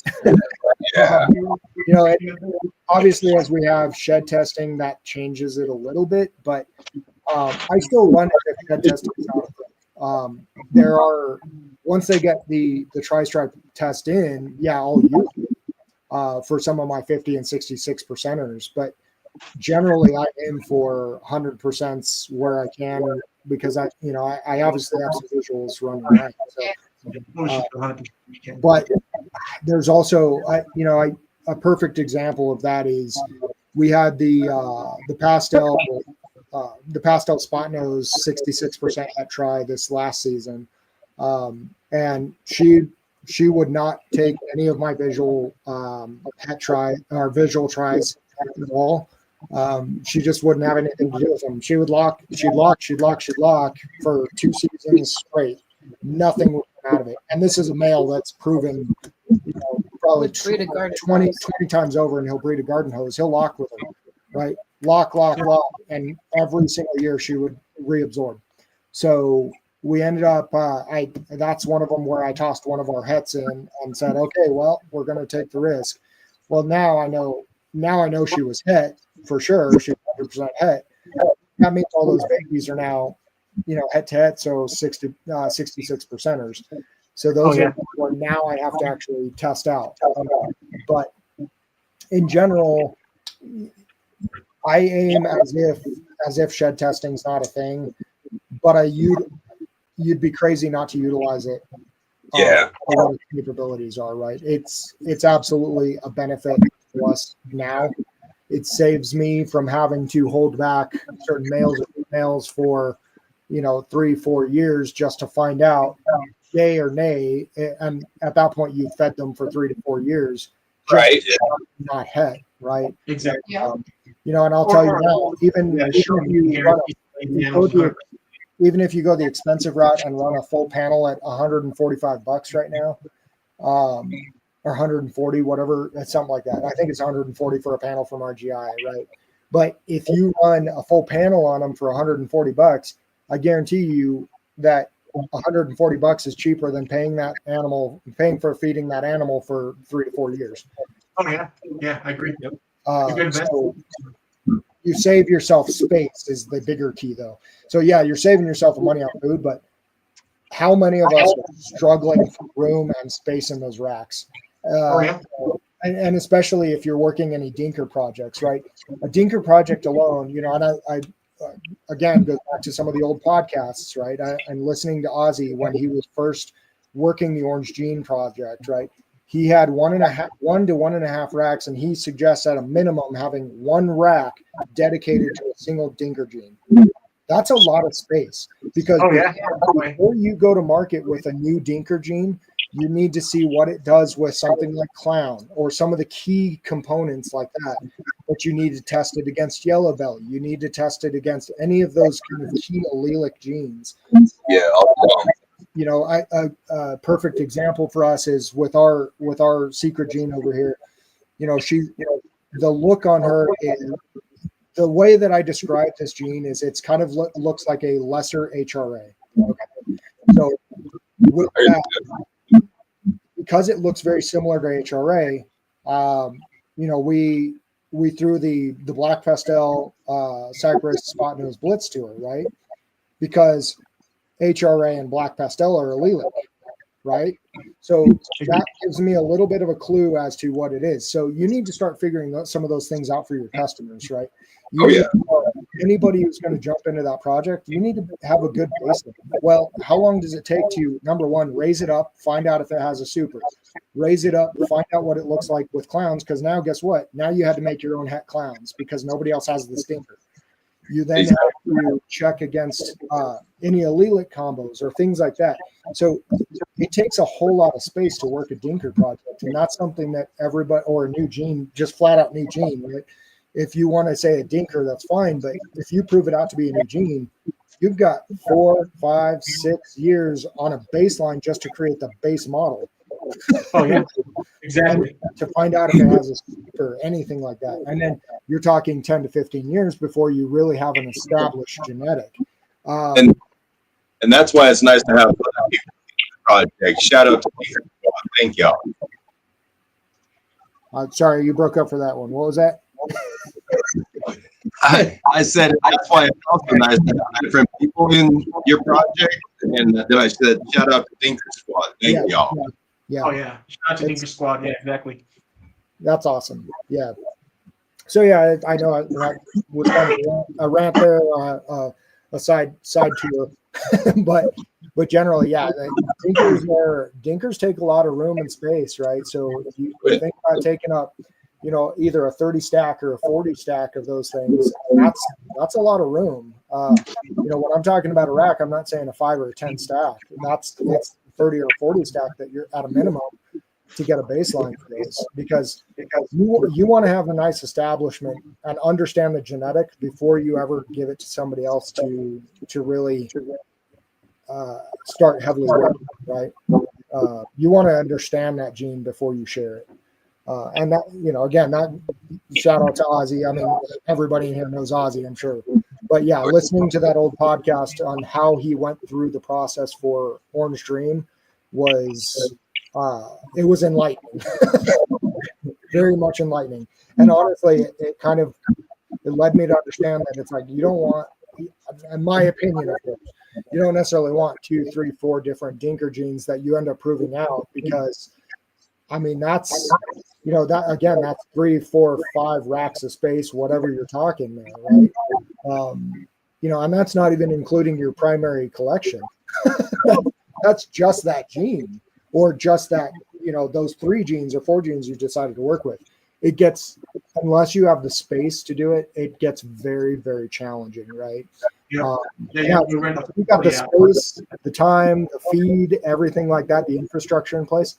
Absolutely go for it. But, you know, be aware when you're buying something from Outback or something like that, and you're trying to prove out that gene, understand what the time effects are, because, you know, if you're having to prove all that stuff out, you're not even going to market with that new gene, you know, for at a minimum 6 years, right? Yeah, right. 10 years.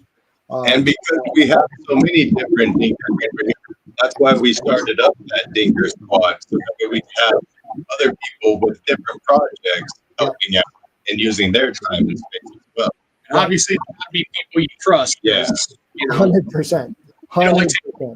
To ruin a project. Yeah. Yep. Absolutely. You know, and especially because, you know, when you have multiple breeders in a group or a project like that working to try and prove something out, you know, somebody might feel the need to bring it to market earlier, right? Whereas not everybody may agree to that.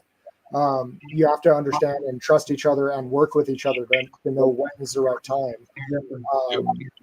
And some of that does become a space thing, right? Like you start running out of space, or or it starts costing you an extra $1,000 or something a month to feed these things, then that's money out of the way that if you can't sell those animals, you're not necessarily seeing that return on, right? Right. Or the harder scenario is, think about it this way: you pair that animal, right? You have that dinker. Yes, you prove out its genetic. You had an 8-egg clutch. You landed 8 males, right? Yes. You're sitting on 8 males because now, yes, you've proven it's genetic, but you have 8 males sitting in there because you're not going to market, right? Right. You don't want to sell something until you understand it, which means that now you get to sit on those 8 males. So now you're feeding those 8 males over the course of 4, 5, 6 years until you finally get that female that you can then find out if it has a super, find out if it's a recessive, find out etc. Right? It's a task, right? Those are some of the things when people jump into dinker projects or new genes that they don't necessarily think about the constraints of space and feed. And part of the reason for that, in all fairness, is you don't necessarily go to market because obviously when somebody starts investing in your gene, you want it to hold the value for them too, right? You don't want to just release 20 males and then it spreads that gene everywhere. And now suddenly, you went from $5 or $6 or $10,000 animal to now everybody's selling it for $300-$400 because now there's too much out there.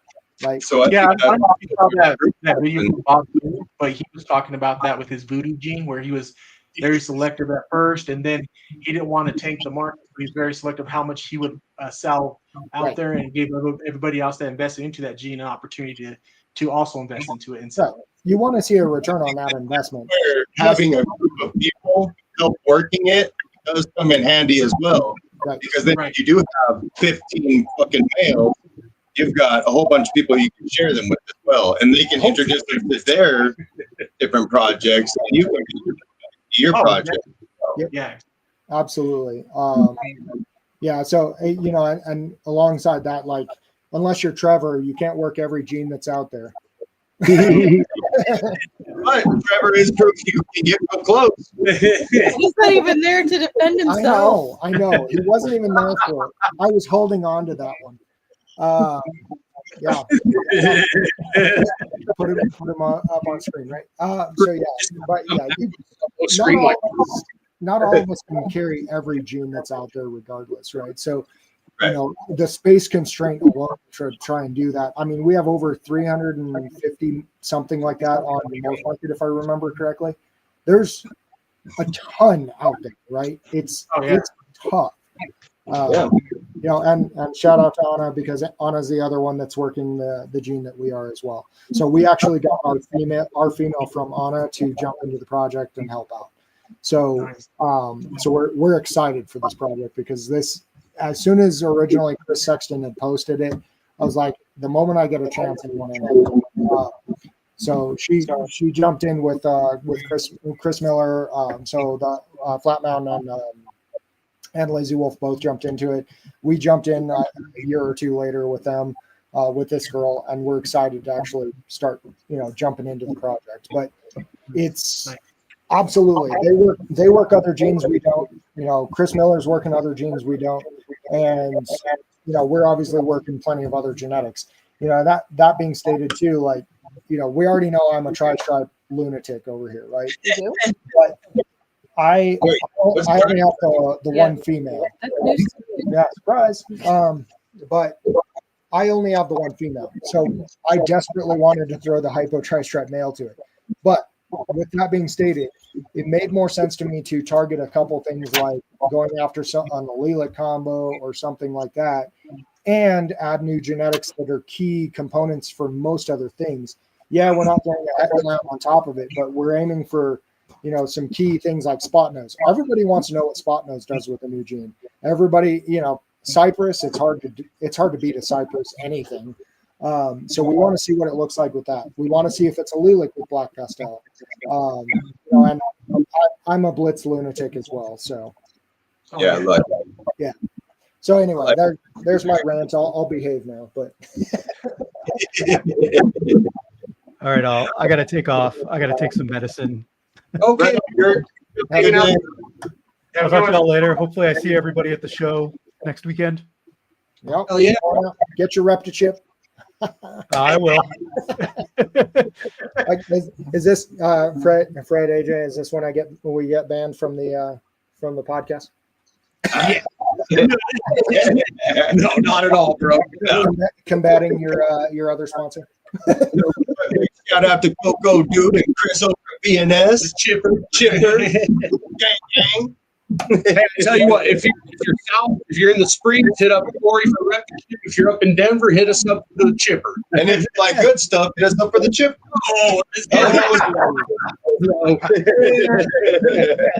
I don't know. You spelled Winner chicken dinner.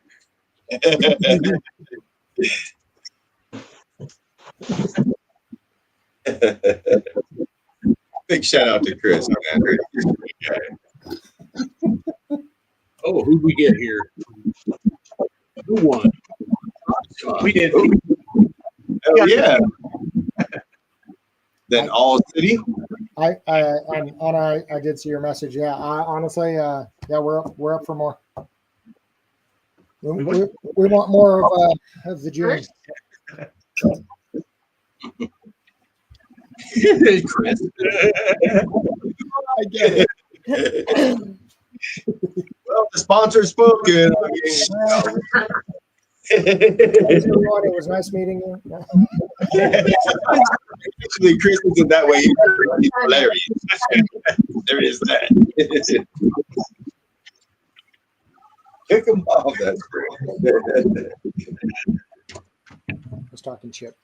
I heard. Oh, you guys talking chip over there? Yeah, talking chip.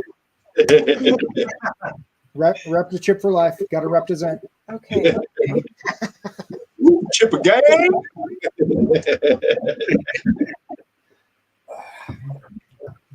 Go to go. That's the thing, man. Like healthy conversation and healthy competition is important. Yeah, absolutely. And in the end, it helps the consumer. Yeah, everybody does better that way. Exactly. And honestly, the consumer benefits. Exactly. That's the best part about it.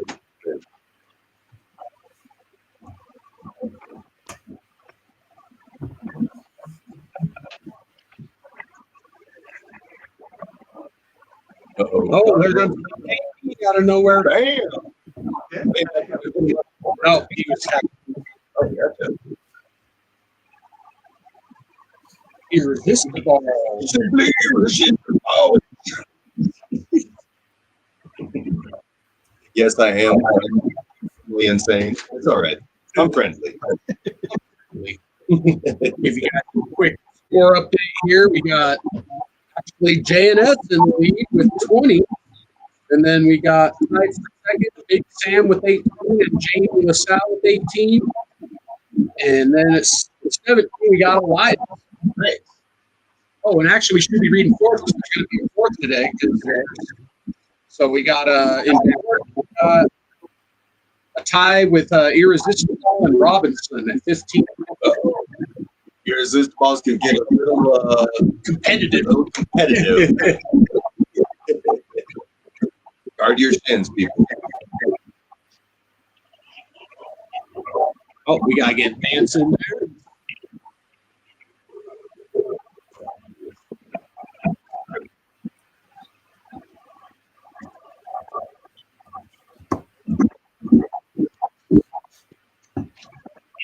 Oh, I know. No.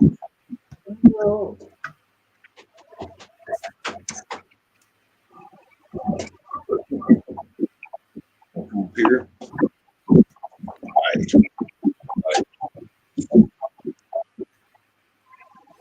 And first place gets their choice $100 credit.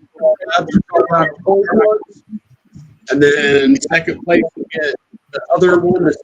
Third place will get FnA credit, and fourth place gets 25 FnA credit. Yep.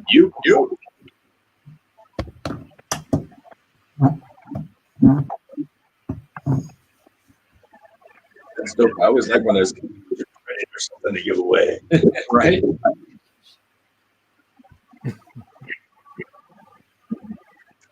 I mean, here's all have to be so competitive.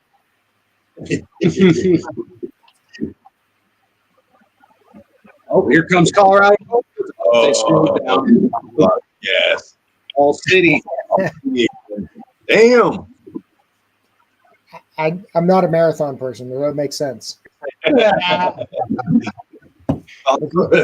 If you see me running, you better try and keep up. Right. That means something real bad's coming. Right. I'm that same boat, man. Honestly, better. If you even see me jogging, you better try and keep up. Right. Actually, if you see me running, just pay any attention because you get it before me. You might be faster than me if you do run, so don't. Or watch out because I might trip you so I don't get eaten first. Right, exactly. Nah, see, it's fine. I'm just running. My problem is I know I can't outrun you. It's a lot to carry.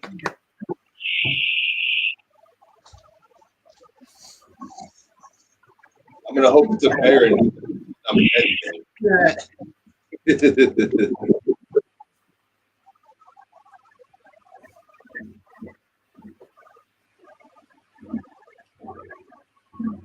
That's funny. Every time I hear the show, I think of Orgasmo. I am Sancho. Right. No, my problem is I go straight to Sublime. Yeah. Right. Tell him he knows what is good for him. I got demonetized. Yeah. I might have messed up the lyrics. I don't know.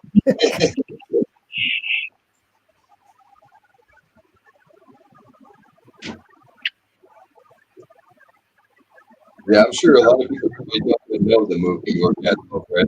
Yeah. They're already the creator part though, so they must. Damn, Lindbergh. I know. Oh yeah. 0 to 7. 0 to 7.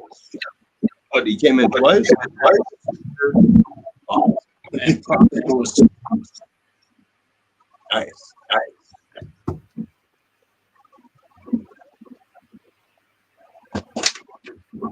Proxima's instrument. Ooh.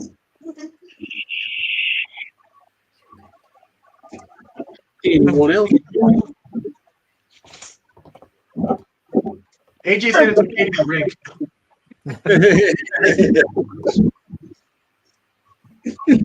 Now see everybody's trying to keep up.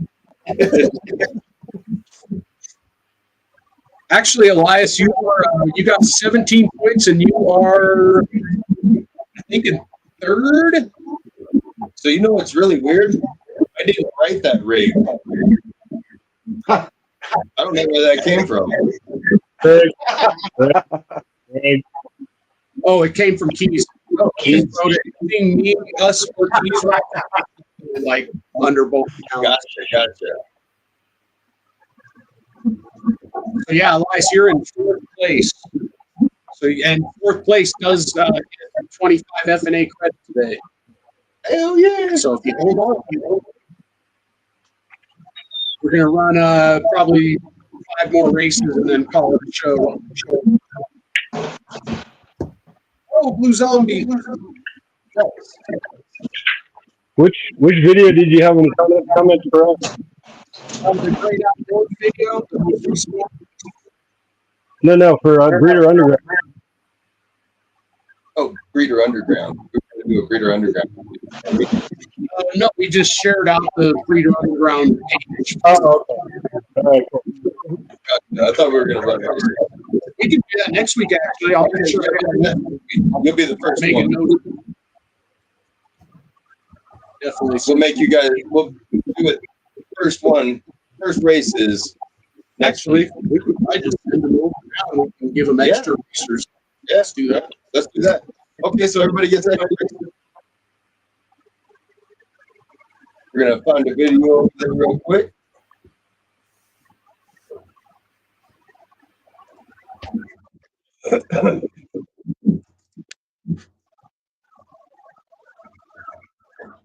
Bless you. Thank you.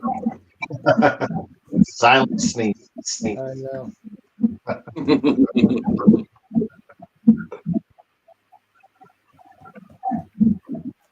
All right. If you guys can find episode Silent sneeze is better than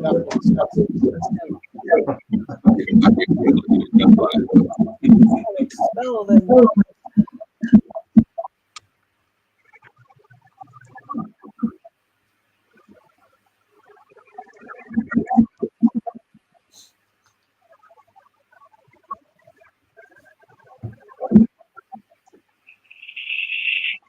I'm glad Brett. I'm glad that Brett is typing that because it would take a whole lot longer. Kind of echoing a little bit. I noticed that too. I don't know what's going on.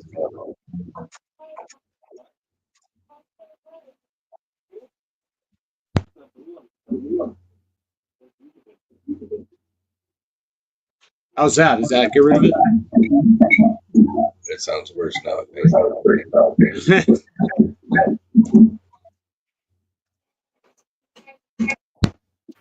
Seems like StreamYard.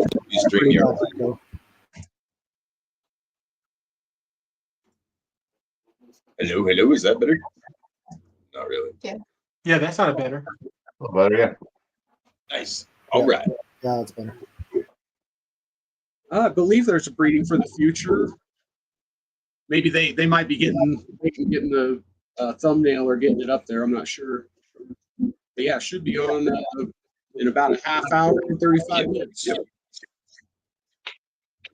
Oh yeah, I gotta drop that link. Hold on, people. That link for you. Yeah, those breeding for the future is real good to clean too. Except you always like, oh shit, what are they showing off now?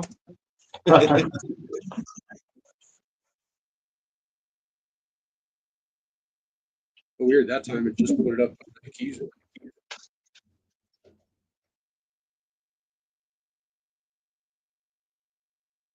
All right.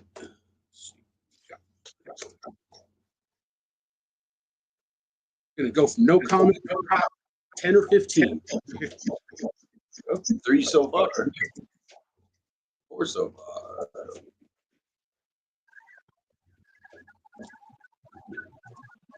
And don't forget to subscribe while you're there, people. Please and thank you.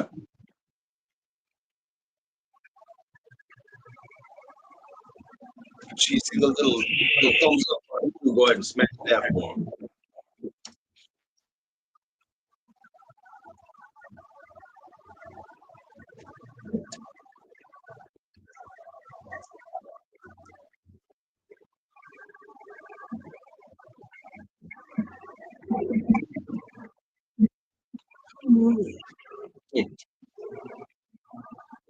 I love it when it doesn't work. Technology is awesome when it works. Yeah. JS has 6 racers right now.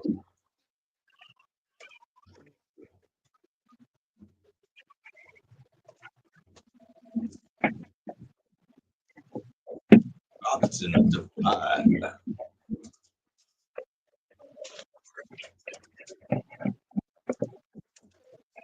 Jamie. Ah.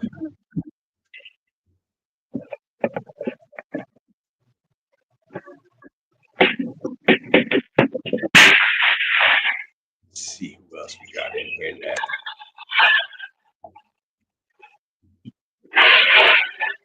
It says 9. Yeah, there they go.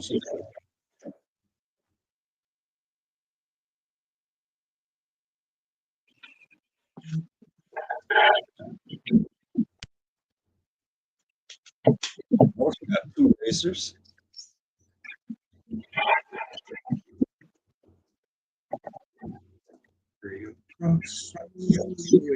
We got this.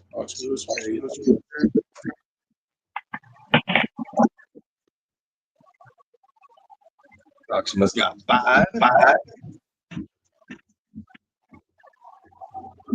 Trying to rig that race.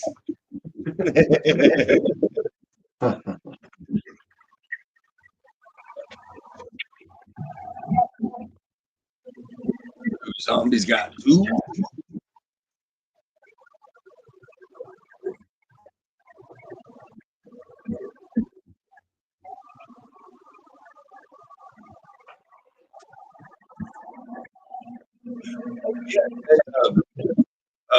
Blue Zombie, you want to be auction?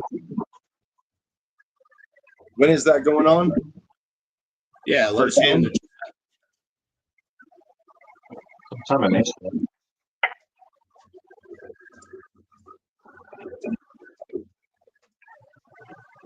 All cities and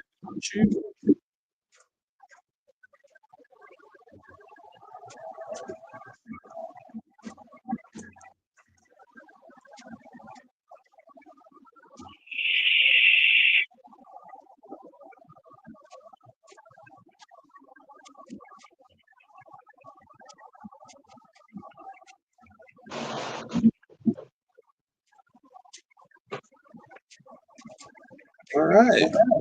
Run 5 more races. Round them. Yeah. Backwards races? If we remember. No, that's not. We didn't remember. That requires memory skills we clearly do not possess. Yeah.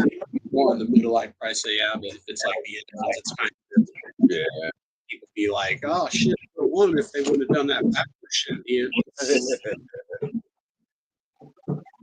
Oh, there might be some people that were like, oh, I could have won if they would have done that right. backwards shit. Only It's if always they know, half of the room. only if they know the class. It's always half of the room, bro.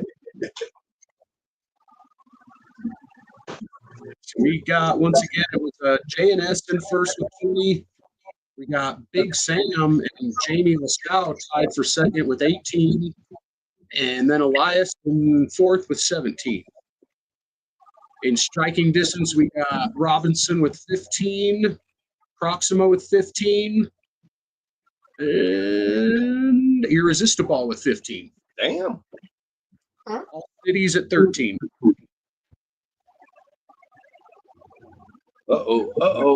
Pressure P out of nowhere. Come on. He's up to 7. Stan, you are up to. Pretty sure you are on the board. There you are. You're up And to then 9. Blue Zombie on the board. Wait, no, they had it before, so they're 4. So April 20th. No, they. That's right. Around 1 p.m. or 4 p.m. Eastern. Hell yeah, April 26th. Thank you, sir. That's for Ken's. Yeah, for Ken's auction. Okay, that's the time. Stan says, "Come on." Let me make sure no one else commented here. Oh, we got Big Sam. I think I already got Big Sam's. Oh no, Big Sam, I'll get you. Yeah, they need their other race. Say Big Sam's right in there too. He's second. Oh yeah.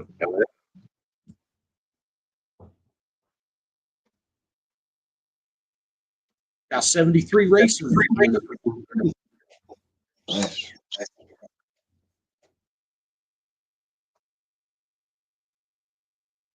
right, so 3 more after this race.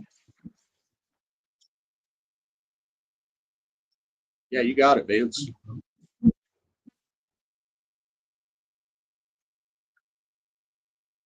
Yeah, you might consider. I know a lot of auctions that like take place. People add a lot of stuff at the last minute, so you might want to consider making like a 2-day thing or something. Right. Be aware that Once it starts rolling, people are going to be like, I can do this. Right. Which is great because, I mean, Yeah, more that's the the reason merrier. why we're there. Yep. Oh, shit. Nice. Paired up the special yellow belly boy. Hell yeah. Ooh. Hell yeah.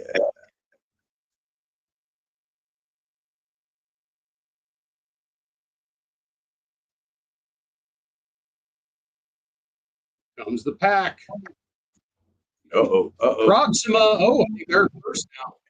Damn. Nice. Winner chicken. In a tie for first.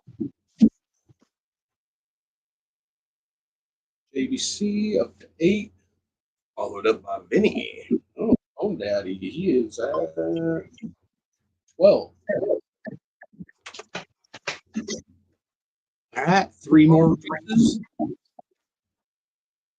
See if anyone else comments. Oh, mid-seat guy gets another one. Oh, yeah. Oh, yeah. Big shout out to Mitzi. All right. So since special was brought up in the chat, just going to give a tip and trick to anybody that needs to know. You want to add blitz and special together. Blitz and special together, huh? That's just special blitz. Okay, let's put you on blast here real quick. Yeah, you're good. Ooh. Oh, nice. Wow. That's very nice. Oh yeah, my pops. So Get you hold it back up there. Yeah. yeah, I'm trying to get it to where it stays in focus. Wow. Is that no special? No, I Right don't. there, yeah. Honestly, we don't know what line of special it is. No. So, Looks like next. yeah, he's a looker. Yeah. Yeah, this working in all kinds of recessives too. Yeah. Blitz, and Blitz-a-trixicane. That goes really well with special in general. So this is just special blitz. I've got a spot nose special blitz over there as well, but yeah, nice. It seems to enhance the Blitz-a-trixicane patterns. Obviously color, but it seems to really pop nicely with blitz. Definitely. So I'll have tipping. to put my Hurricane Yellow Belly boy to my special heck clown. Yep. It's Hurricane clown.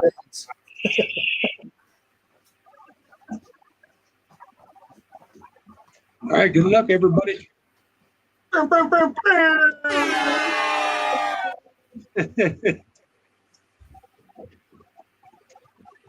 James says, fire.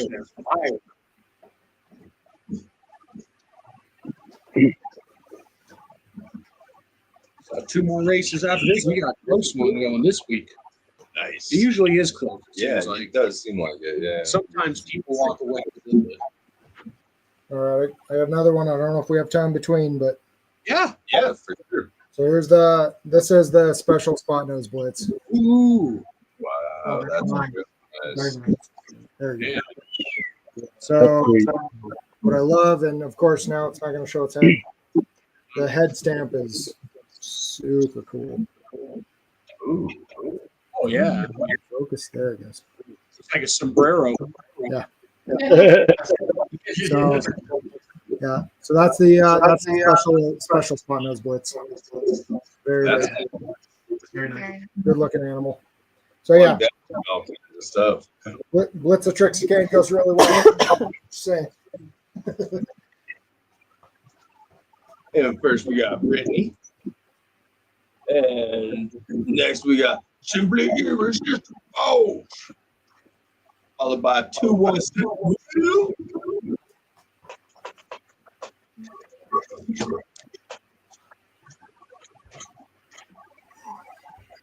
So this next one, the last break.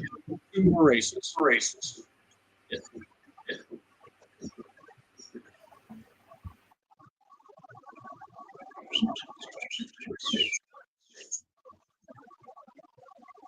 All right. Good luck, everybody.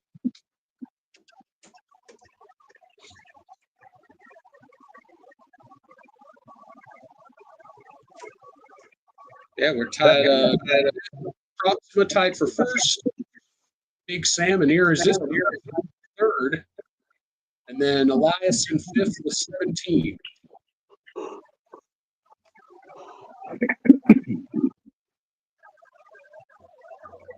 Close. So is Trevor back yet? Yeah, Trevor's back. When's your guys' next podcast, Trevor? Monday nights at 8:30 Mountain Standard Time. All right.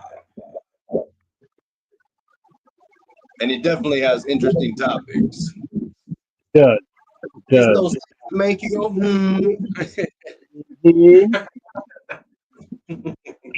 Oh, speaking of.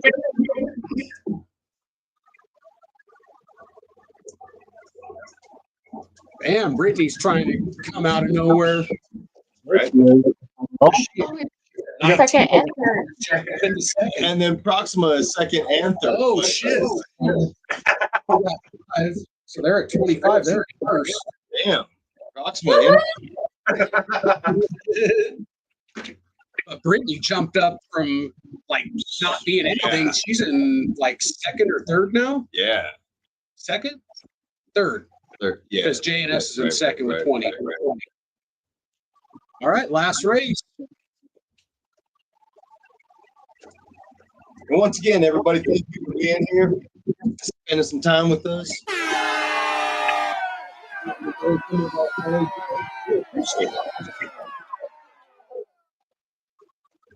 Oh, yeah.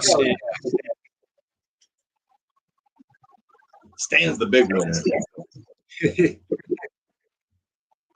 We're going to have Stan and Pressure P on the show April. It's in April. I'm not sure on the exact date. Let me see if I got it written on one of my pads here. I think it might be upstairs. Yeah, the other. And then for 420, we have a smoking show. Right? Yeah, just like you'll have a chill kind of an episode. Like so if you want to be involved and you get down with green tea scene, let us know.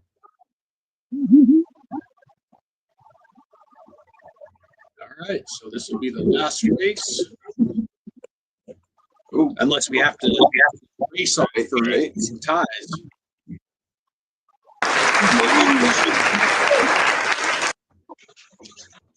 And that 23. Oh, Jen got on the board a little bit late there.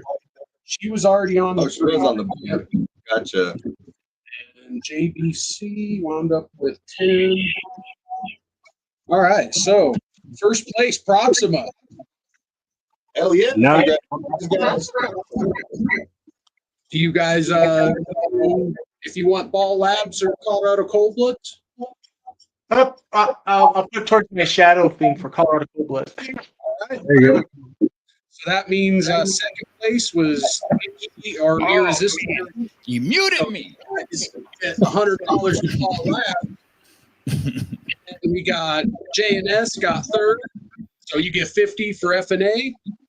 And then it looks like we might have to have a race between Big Sam and Jamie LaSalle, it looks like. Ooh. I like the sudden death race. Race off. Oh, nice. Hell yeah. I like the tiebreakers are dope. Yeah. Death.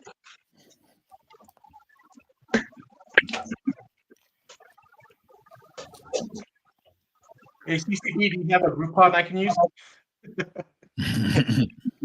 Wow, you can do emojis up here? Oh, I guess so, huh? I didn't even know.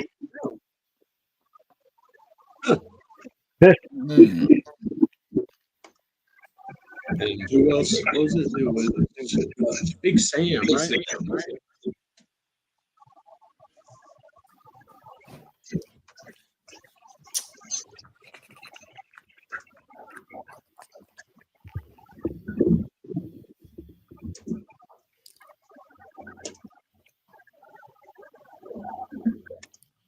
All right, good luck.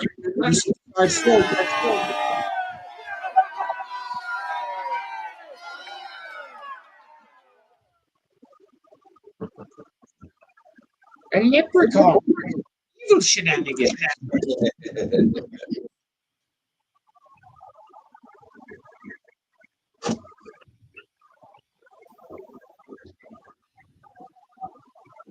Uh-oh, Big Sam catching up. Jimmy better trip him. Jimmy, you better trip him.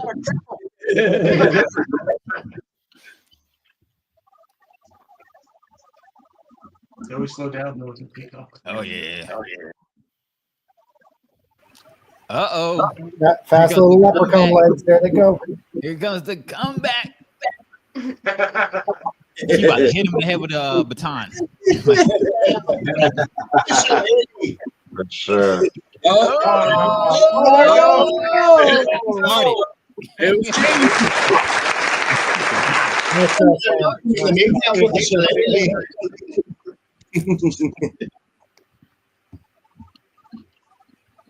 Big congratulations, Jamie. Yeah, congrats to all the cheaters today. I mean, congrats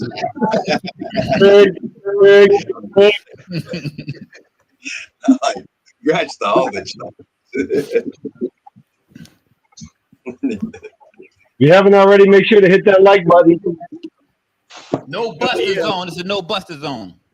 Yeah, Buster. And doing shout out to all the sponsors. Don't forget the Epic is going to be live. And what else? Come on, support. Breeding for the future. Did I see correctly on Epic? The we got one of our Colorado own on there too, because Brian over at Altitude Exotics is one of the guys, isn't he? One of the presenters. Did I see that right? So Brian's just out of Aurora. Yeah. Nice. Hell yeah. Brian's a good guy. He's a good dude. We went to Belize with him. He's fun. Oh, Belize. That's what's up. Jay, what up? The Crested Gecko Master. Okay. Nice. Well, yeah, I think we're gonna wrap this up, and we're gonna get ready for the next show, Breeding for the Future. Oh yeah. Who's on Vikings? Yeah. Oh well. Actually, I'm switching it up. Tonight's guest, I'm gonna have him on next week because tonight we're gonna talk about whiskey bomb shit. It's a building for the future tonight. We got our new show coming out Tuesday, and I just want to talk about everything that we're doing. So anybody in the network, I got the link in everybody in the network. Well, y'all got the shit, man. Y'all got control of everything on the network. So you want to pop up, y'all pop up. Hell yeah. Hell yeah. But until next week, I think we have it next week. We got it written down. It's upstairs. I'm like, if you don't know, I don't know. Yeah, we'll see you next week though. Right on, everybody. Nice to meet you. Nice everybody.